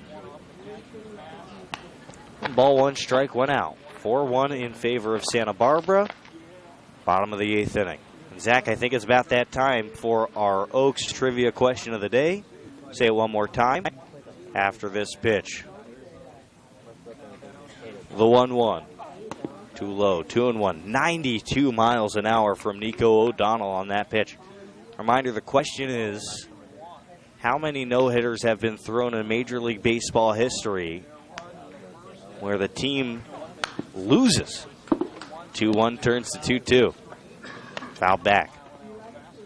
Your answer, Zach. I'm going to take a wild guess here. I'm going to say there have been 3 such games in MLB history. It's an interesting guess. Interesting. I can't read you, Jordan. Zach, you're 0-2 on the season. I'm sorry, that's incorrect. 2-2 with an out. Breaking ball, too low, 3-2. I'm going to take a second guess, and obviously this doesn't count, but Sure. is 7 the right number, or is it closer? Well, you went to 3, then you went to 7. Is it lower? The correct answer is right in the middle. 5 such occasions Tough. in Major League history. Tell you more about it in a second. 3-2 to Tyler Odekirk. Odekirk's hit it hard today. Nothing to show for it, and earns a walk on a 93-mile-an-hour express.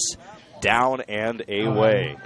Oaks have some speed on first base now as Raul Sandoval, who's 1 for 3 with a blast to left field, comes in for his 4th at-bat. Five times in modern Major League Baseball history since 1900, a team has held its opponents hitless but lost the game. Jared Weaver and Jose Arredondo on June 28th, 2008. First pitch strike to Raul Sandoval. Matt Young against the Indians as a Red Sox on April 12th, 1992. In 1990, Andy Hawkins of the Yankees lost 4-0 against the White Sox after giving up a no-hitter. 0-2 after a foul ball. Sandoval. Steve Barber and Stu Miller in 1967, I should say. Orioles against the Tigers. 2-1. The Tigers won that one. And the only National Leaguer to do it, Ken Johnson in 1964. The 45s. As strike 3 is called against Raul Sandoval. That's now a hat trick of Ks for Sandoval. He'll feel good going home today, though. He still checked in with a home run. That is strikeout number 2 for Nico O'Donnell.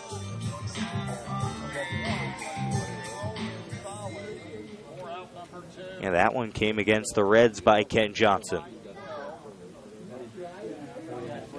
First one, I should say, Jared Reaver and Jose Arredondo's comes with an asterisk with 2 away. Nico Lima skies one to very deep center field. Kennedy back at the track. And Nico Lima has once again flown out to one of the deepest parts of the yard. Man, oh man. It's been clear he's been the most unlucky Conejo Oak of this season, and still hitting third for the Oaks. I'm sure the tide will turn for him soon, but through 8 full innings, it's the Foresters 4 and the Oaks 1. After no runs, no hits, no errors, and a runner left, on to the 9th. Foresters look to tack on more on the Oaks Baseball Broadcasting Network. 4-6. One more time. 0-1-0-4-6 on the blue admission ticket. Come to the press box to claim your prize.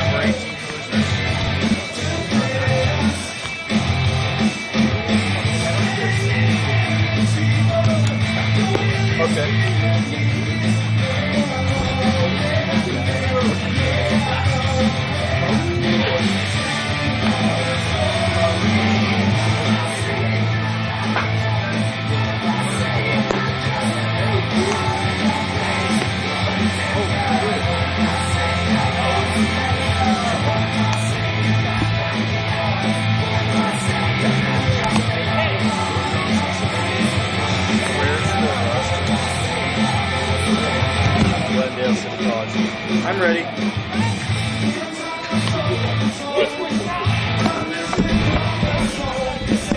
Top of the 9th inning from Sparky Anderson Field. Charlie Bellinson is done after 2 innings and 2 runs. Gave up a run and walked 2. Didn't strike out any Foresters. And in to pitch the 9th is Reese Matheson out of Glendale City College. Reese this year has gone 1 2/3 innings. Has an ERA of 16.2 right now. Given up 7 runs, only 3 of them were earned though. Struck out 1 and walked 2.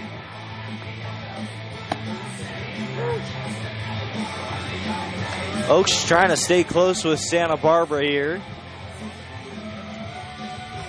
Foresters looking to prove to 4-0. Once again, another stacked roster for Santa Barbara. But the Foresters, they don't just do big things on the field, Zach. They have a Hugs for Cubs program for the Foresters. It's their Cancer Survivors Support Program. They have done some incredible work in the Santa Barbara community, trying to send families battling illness to Major League Baseball games and raise funds for that. It's founded by Eric Pintard, the son of Bill Pintard. First pitch, a strike on the outside corner from Reese Matheson, taken by Benjamin Martz. And again, Martz, a local to the area. He went to Thousand Oaks High School. 0-1 pitch, swing and a miss, 87, elevated. Yeah, Eric Pintard, sad story. He actually founded the Hugs for Cubs program, was a pitcher and a coach for the Foresters. Sadly passed away in 2004. 0-2 pitch, swing and a miss, and that's a strikeout for Reese Matheson. Benjamin Martz is now 0 for 4. Strikeout number 1 for Matheson. Strikeout number 2 for the Oaks today. Yeah, Eric Pintard, he was a Forester great, and his number is retired at Pershing Park in Santa Barbara. Foresters always remember him, continue his incredible legacy. First pitch, foul territory, left side, and out of play. Off of the bat of Ryan Cash. Pardon me, that wasn't Benjamin Martz who struck out to start off the inning. That was actually a 9-hole hitter, Tommy Holguin. He's now 1 for 4. That was his first strikeout today. Ryan Cash, the new hitter, swings and fouls off the first pitch. It's 0-1 to him. With 1 out in the inning. Playing in from third is Zach Kamenko. 0-1. Now 0-2. 79 drops in. Off-speed pitch. Nico Lima has... Man, he's close. He is close, Zach. That's 3 times he's flown out to the track so far. Twice today. 0-2 pitch. Too low. 1-2.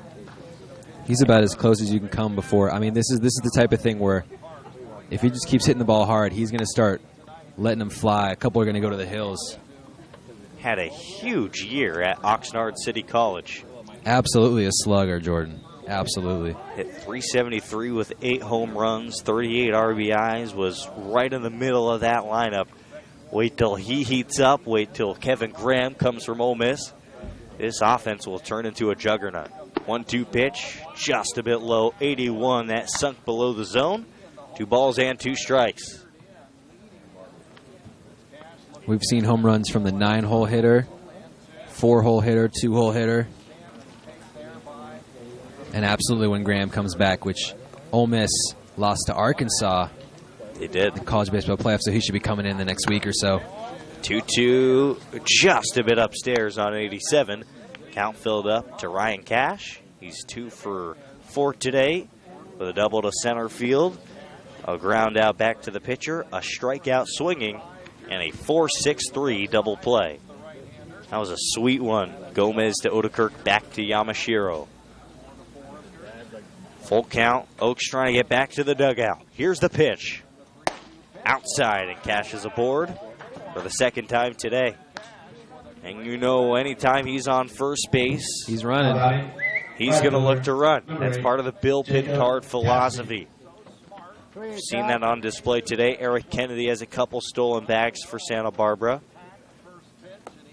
Run till they tag you offense. Cash, he's one of those slender kids. You know he was a runner in high school. You look at him, you can tell he's speedy. 6 feet, 165, the slender frame. And man, oh man, he is a force on the base paths.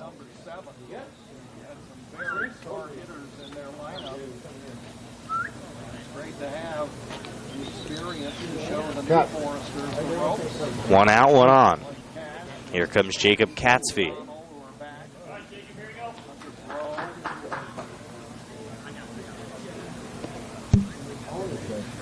Jacob Catsby today is 0 for 3 with a walk.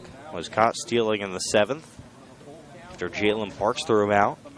Big lead for Cash. Pitch out. Ground ball to the second baseman past the diving glove of Gomez. Cash around second. Runs into Odekirk and has to go back to second. 2 on, 1 out. Ramon Gomez laid out. Extended his entire body and almost got to that one, but it deflected off of his glove and to right field where Trent McKinney charged and fired back into the infield. And the umpires are now discussing whether there was interference between Tyler Odekirk and the runner Ryan Cash. And Bill Pintard, he's got a mouthful. And he's getting into the face of the second base umpire. Definitely animated, Jordan. Bill Pintard, not shy when talking to umpires. He was thrown out once last year, and I can say this, a year has passed, but Bill Pintard was thrown out against the Oaks right here at Sparky Anderson Field last year, and for the first inning or so of that toss, he left the ballpark and was watching right near the bus, but then an inning or so passed, and he snuck back into the Foresters' dugout. Nobody caught him.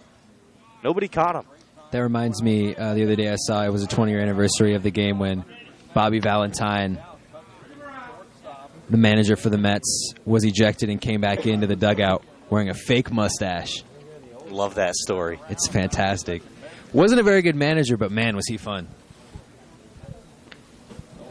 2 on and only 1 out. Here's Eric Kennedy, the lefty. He's got a hit today. He's reached base 3 times, though. Once on an error, once on a walk. Swings and fouls the first pitch. Dribbles it down the left side and foul. Kennedy led off, or his first at bat in the first, he walked. In the fourth, bunted his way aboard, stole second, reached third on the throwing error by Jalen Parks, and came around to score on a Ross Cadena sacrifice fly.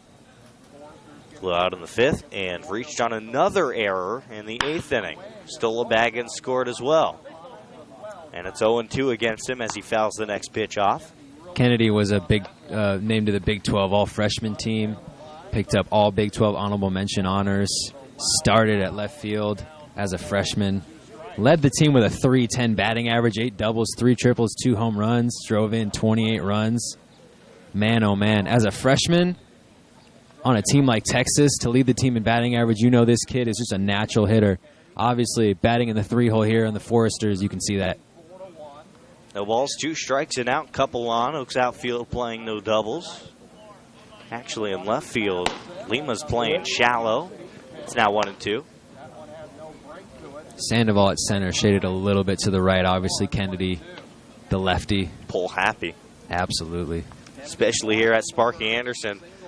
Every lefty knows if they can get it high and up in the air, always got a shot to leave the yard. The 1-2, runners go. Parks has no play at either second or third. A double steal executed to perfection. Cash to third, Catsby to second, and the Foresters are running all over Caneo today. This is what they do, Jordan. They get on, they get over, and they get in. It's easy. Or they make it look easy. 4-1 lead here in the top of the ninth. 2 balls, 2 strikes. Now 2 runners in scoring position for Santa Barbara with an out in the inning. Reese Matheson offers the 2-2 pitch, fouled back behind us and onto the street that is right near the football field here at Sparky Anderson Field, right next to the Regals softball stadium here at Cal Lutheran. The boys are the Kingsmen, the girls the Regals. Sunset here in Thousand Oaks, not too much better. You see some clouds in the sky, sun working his way over the mountains in left field. 2-2 pitch upstairs on 90, and it's full at 3-2. It's definitely cooled down too, Jordan. It's a nice, I'd say it's a perfect level here, 7:30 p.m., Thousand Oaks. Beautiful weather, beautiful night. Rams facility out in left field. Tennis courts out in right field. Trees and mountains in center. The American flag in left center field. Beautiful yard. The 3-2 pitch with an out. Swing. Pop up behind the plate, coming right towards the press box. And it bounces right near us. Right near the Foresters broadcasting table. Near John Martoni. Legendary voice of Santa Barbara in his 4th year calling baseball for the Foresters. That's about as close as we've ever gotten to catching a foul ball up here. That was a foot away. Man, oh man. That was just a bunch of chaos on that play. We had a shot at that one, Jordan. I was up about to go catch that ball. You can be one of those guys when you're older. Baby in one hand, beer in the other. Lean over the railing, grab it back. Come on, I'm only 20. 3-2 pitch, foul back to the screen. You know we don't condone that here at Cal Lutheran. I said when you get older, Jordan. Sure you did. We'll have to roll the tape later. Full count with an out, 2 on. Quite a battle between Kennedy and Matheson. We know Kennedy's game. Let's see if Matheson is. Matheson stares in for his sign, gets his sign now from Parks as he sets at the chest and offers breaking ball too high.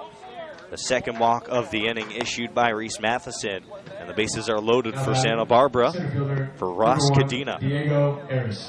Actually going to be a pinch hitter, Diego Harris, number 1, going to come in and pinch hit.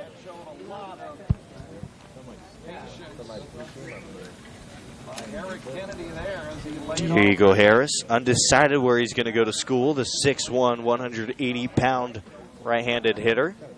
from Pasadena, California. 1 for 4 this season, Harris is. Chance to do some damage with an out. Takes a first pitch, fastball high. Ball, no strikes. 4 hits for the Oaks today. 1 run for the Oaks and 3 errors. That's the number that'll drive Coach Solis crazy after this one. 4 runs, 9 hits, an error for Santa Barbara. 1-0 pitch. Swing and a miss, 87. Right by the big swing of Diego Harris, who comes in for Ross Cadena. Cadena, who had a big first game of the series with the 2-run game-tying home run in the 8th. Quieted down today. He was 0 for 3. Reached base on a walk and scored in the 6th inning and had a sac fly RBI in the 4th with a 1-1. Swung on and lifted to the opposite field out of play. Watch out, Carr. I think it might have caught it. I think we got our first hit vehicle of the summer. Congratulations, sir. You win nothing. Except for a big dent on the left side. Builds character. 1-2, 1 out. 4-1 Stirs. Trying to add on. The 1-2 pitch from Reese Matheson on its way. Swung on, fouled back again. These Foresters hitters, they don't go down. They are not striking out today. Only 2 Ks for the Oaks today. 1 came from Jerry Ramirez in the 3rd inning. Reese Matheson has the other. Came earlier this inning against Tommy Holguin for the first out. And that was the only out of this inning. They've been hitting well and still only 4 runs. Oaks still in this game. 1-2 with an out. Harris awaits. Here's the pitch. Slider down and away. 2-2. Getting late here in Thousand Oaks. 7:45. Later game tomorrow, though. Be at the Academy Barons in Compton, California. At MLB Urban Youth Academy. Gorgeous facility there. 2-2. Bases loaded, infield in. The pitch is called strike 3 at the knees. Harris down on strikes, looking. Strikeout number 2 for Reese Matheson. Strikeout number 3 for Caneo. Third baseman, number 7, Blake Hall. It's a massive pitch right there from Matheson. Biggest of the game. Snuck it in there. Harris took it looking. Surprising. Normally, the Foresters are going down swinging, but right there, couldn't do anything with that pitch from Matheson. Oaks have already come back from 4 down in the 9th inning this year. So you're right. Getting to the dugout with a 3-run lead is huge. Reese Matheson trying to keep the Oaks' chances up. And here is Blake Hall. He's 2 for 4 with 2 doubles. Rips a pitch off of Matheson. Gets away. He's going to be safe at first. And the runner will come in from 3rd and score. That's Ryan Cash. It's the Stirs 5, the Oaks 1. But now we turn our attention to Reese Matheson to see if he's okay. Coach Solis coming out to check on him. The trainer coming out as well. Jalen Parks on the hill. Tyler Odekirk checking on him as well. That was a scary play, Zach, and that was ripped right off of his side. Ball is called dead immediately after the hit. It's absolutely one of the dangers of the position, but I mean, we've mentioned how scary it is to be standing at the plate, having a ball come at your head. Might be even scarier having a ball screaming off the bat, coming at you like that. Even if you spend a lot of time on the mound, that's still a tough play to be able to react to. And it looks like Mathis is going to stay out there. And he just shook that one off. Scary moment here at Sparky Anderson Field. Foresters have now 5 runs on 10 hits. And they're up 5-1 with the bases still loaded. Connor Pavoloni. Connor Pavoloni next. He's 1 for 4 with a base hit to right field and an RBI. A couple of ground outs. Right back to the pitcher and a fly out as well today. Stirs catcher digs in with 2 away. First pitch up and inside. 1-0. Bring it, Pap. June 11th in baseball history. Pretty interesting. Garrett Cole made his debut on June 11th, 2013. Pirates won that game 8-2. 1-0 is high, 2-0. Garrett Cole went 6 scoreless innings in front of a crowd of 30,614. A few more people packed into the seats at PNC Park in Pittsburgh to catch the righty make his debut. Cole obviously traded to Houston, where he's now the number 2 starter for them. 2-0 is inside, 3-0. We've talked about this a couple times, Zach. The Astros, they've just been a model organization on how you build a powerful roster. Up, down, the lineup, you see power, you see talent, and now the rotation too. That Garrett Cole trade could go down as one of the best in recent memory. 3-0 is inside, and Reese Matheson has walked in a run. Jacob Catsby scores from third. First baseman, number 27. Kennedy moves to Zach third. Fresno. Hall to second, and Pavoloni aboard first. He's on board for the second time today, this time on a walk. You know, I'd say it's second in recent memory to only the Astros trading for Justin Verlander the year before. Right.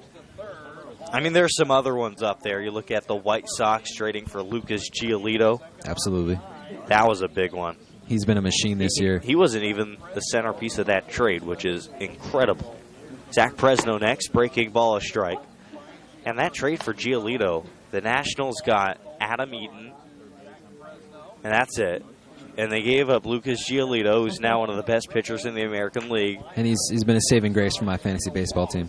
And they also just threw in Dane Dunning. Here, have him, whatever. Next pitch, sky high and out of play to the left side.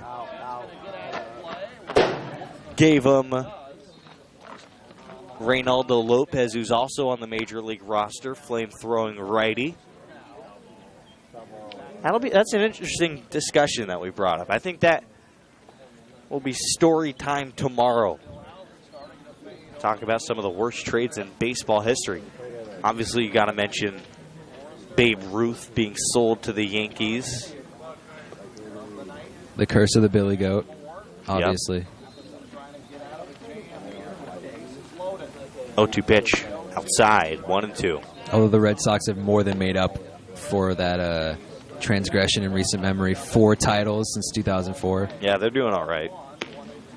Most recently last year, hammering the Dodgers. 108-win team in a league with 4 teams that had 97 wins. Just absurd. The 1-2. Swing and a missile to left field, way back, out to the track. A grand slam home run, and the Foresters are up 10-1. Zach Fresno, a single in the second, a triple in the fourth, and now a grand slam home run here in the ninth. 10-1 stirs, an absolute rocket.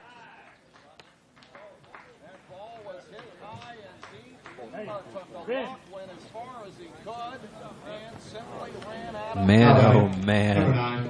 We've talked about Lima just missing. Fresno missed nothing on that ball. Sent that thing way into the hills. My, oh my. And Reese Matheson once again getting touched up here in the top of the 9th inning. First time gave up 7 runs. As you mentioned, only 3 earned to the Cubs. And here, 6 runs in the top of the 9th inning to the Foresters. 4 coming on that massive shot from Zach Fresno. Man. 6 runs on 3 hits for the Foresters in this inning. Catsby, single to right, play call, single off of Reese Matheson, and then Zach Fresno. Oh my goodness, grand slam. Up and tight, 1-0 to Benjamin Martz, who is 0 for 4.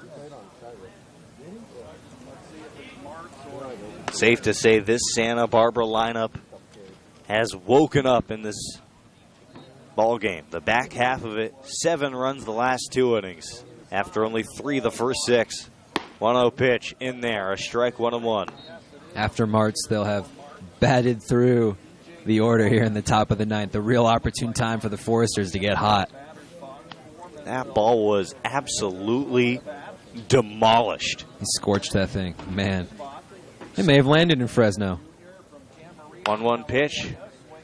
Out of play on a foul ball to the right side, 1-2. Might still be in orbit. I think that's, I feel comfortable saying in my 2 years here at Thousand Oaks, that was the longest home run to left field I've ever seen. Highest one, too. Straight through the wind. Goodness gracious. 1-2, nobody on with 2 outs. Ripped the other way. Foul into the Foresters bullpen.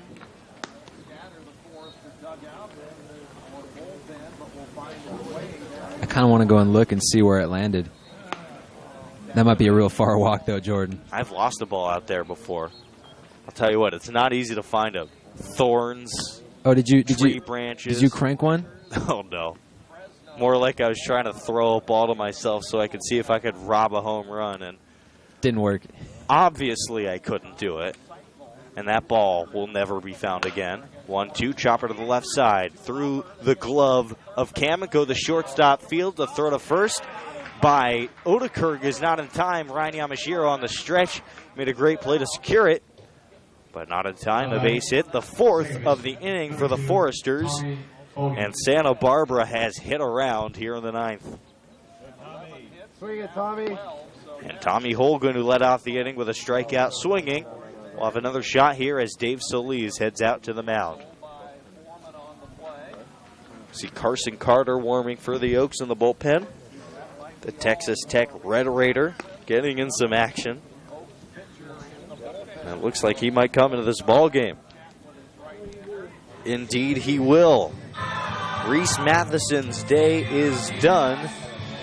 With 2 outs in the top of the 9th inning, Coach Solis makes the change, and we'll take a quick break with Santa Barbara ahead 10-1 on the Oaks Baseball Broadcasting Network.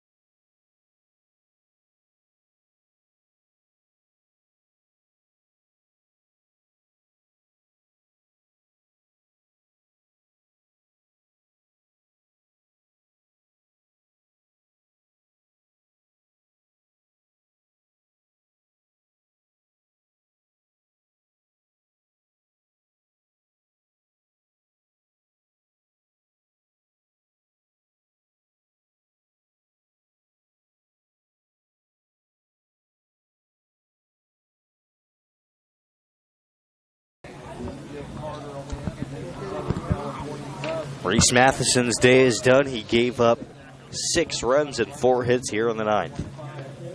Here comes Carson Carter from Texas Tech. And Mr. and Mrs. Sandoval, you're absolutely right. He is a flamethrower.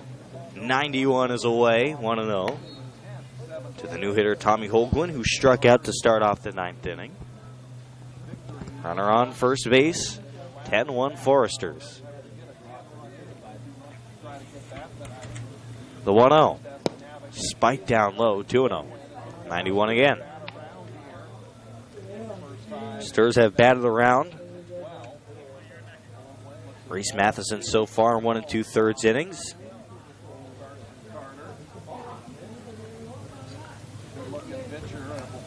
Pardon me, the 2-0 pitch first with 2 away. Here it is. There's a strike at 91 at the chest. In there, 2-1. Carson Carter, in 4 innings of work, has not given up a run yet. He's struck out 3, given up 2 hits and 2 walks. 2 wins, too. Maybe it's a sign. Doubt it. What a comeback that would be, Jordan. Down 10-1 to the Foresters, Hey. one for the ages. 2-1 pitch. Ground ball to short. Fielded by Odekirk. Goes to short way to second. Not in time. Gomez was late covering, and Odekirk threw there. And now they're 2 on and 2 away. That'll be a base hit. Holgwood's second hit today. Number 5, Ryan Cash. And now it's Ryan Cash's turn. Walked and stole third earlier this inning and later scored.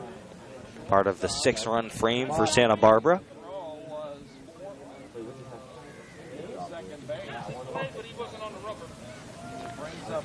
Carter drops the ball. Foresters wanted it to be a ball, like he threw a pitch, but Carter wasn't on the rubber. I thought they'd call a balk there, Jordan. Runners on first and second. On the outside corner, and it's 0-1. I think he broke the radar gun, Jordan. I don't see anything popping up. Ryan Cash, the hitter. Doubled in the 5th. Other than that, no more hits. 0-1 with 2 away. Here's the pitch. Too low. 1 ball and 1 strike.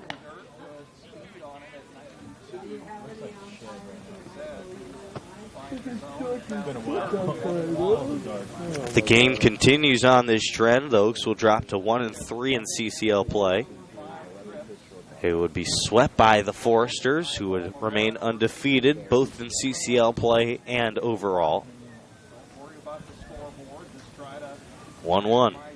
Ground ball to the right side. Gomez fields, tosses to Odekirk, and we're through the marathon top of the 9th.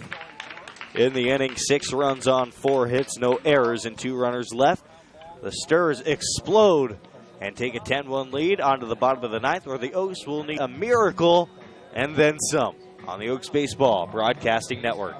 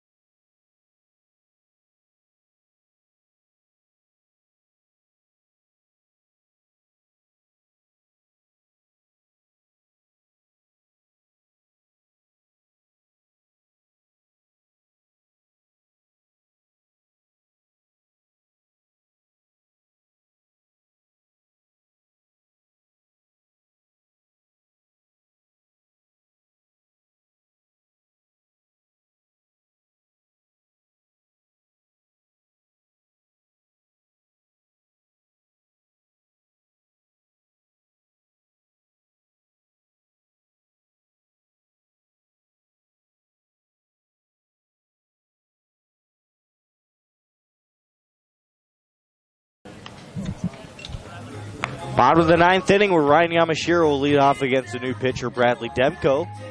Nico O'Donnell went 2 scoreless innings, hitless as well, walked 1 and struck out 2. Bradley Demko's gone 1 scoreless inning this summer for the Foresters, and he's undecided where he's going to go to school next year. And here's Ryan Yamashiro. Yamashiro hacks at the first pitch and fouls it off. 0-1. So far, he's 1 for 3 with a base hit to right field, a strikeout looking in the third, and a strikeout swinging in the fifth. Part of a 12 strikeout performance by the Foresters pitching staff. The 0-1. Swing and a miss 0-2. Just overpowering. Fastball's working, velocity. Yesterday, Bradley Demko appeared for the Foresters, on Sunday, I should say, and he struck out the side in 1 inning of relief. 0-2 is high and away, 1-2. Just nasty from the left side. He hasn't not struck out a batter this season. See if that changes here. I guess that's a reasonable goal for the bottom of the ninth inning. Seems pretty unlikely the Oaks strike for 9 to extend this ball game. The 1-2. Never say never. Swing and a miss. And the streak continues. Yamashiro has a hat trick of Ks today. And there's 1 gone in the bottom of the ninth. Strikeout number 13 for the Foresters and the first for Bradley Demko.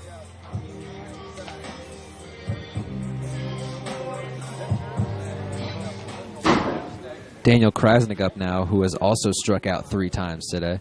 Yeah, he's 0 for 3 with 2 strikeouts looking and 1 swinging. 88 is high and away, 1-0. Thanks for joining us here on the Oaks Baseball Broadcasting Network. We appreciate the support and the interaction on our Oaks Baseball page on YouTube. Love responding to our viewers. Off speed is inside, 2-0. Join us again tomorrow from Compton, California for a 6 o'clock start against the Academy Barons. 2-0 is outside, 3-0. An off day Thursday, and then Oaks Foresters Part 3 on Friday. 6 o'clock start in Santa Barbara. And then back with the Barons on Saturday, a 4:30 start. 3-0's in there, 3-1. Finish off the week with us on Sunday, Oaks and Barons. Second game of that 2-game set on Sunday in Compton at 1 o'clock.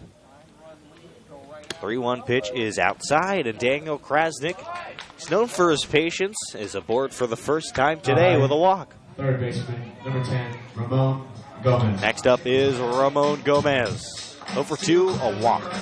Pop out and a ground out. Getting dark pretty quickly here in Thousand Oaks.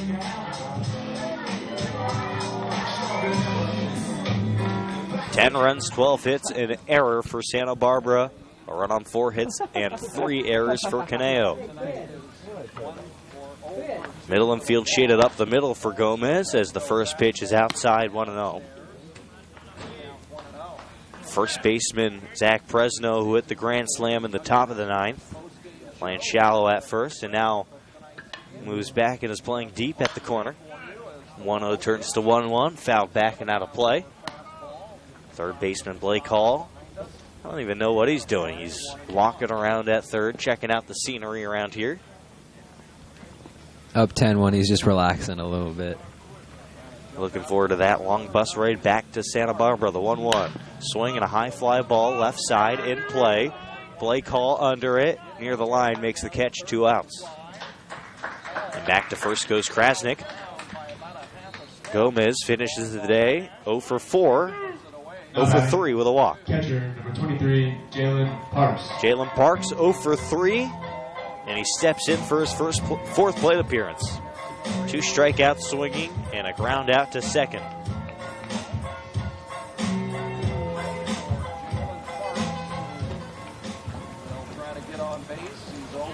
Keep post game short today.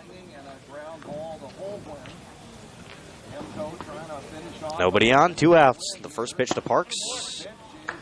Strike 1. It's worth noting that the Oaks earning that walk and the pop out. Those are the first two hitters that Bradley Demko has not struck out this year. 0-1 with 2 away. Pitch is tight on a 93-mile-an-hour fastball from the left side. 1 ball, 1 strike. The Foresters bullpen letting him hear it. 1-1. 88 dips down and in. 2-1. Come in. Good thing about getting out of here at 8:05 on a Tuesday is we're unlikely to see traffic. At least us two broadcasters heading towards the valley. But still, you never know in Los Angeles. It's always a blessing. You can make it through. No traffic. LA, man. It's just crazy. 2-1 pitch. High fly ball. This one could end it inside the infield. It's the second baseman, Holguin, getting called off by the shortstop, Cash. And the Foresters win this one 10-1. They sweep the series. They move to 4-0 on the year. And the Oaks drop to 503-3. Thanks for joining us here on the Oaks Baseball Broadcasting Network. It was a good game through 8 innings. The Foresters a 6-run ninth to make it a little bit more lopsided than how these two teams played. Zach, I ask you for any final thoughts you might have. The Foresters are really good, Jordan. I'd say so. That's about all I have to say. Dominant pitching up and down. What was it, 13, 14 strikeouts on the day?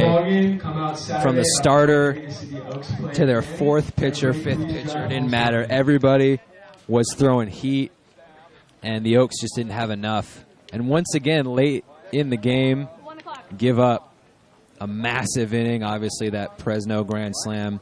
But this seems like a little bit of a trend where if the starter gives some good innings to start the game, the relievers at the back end struggle a little bit, especially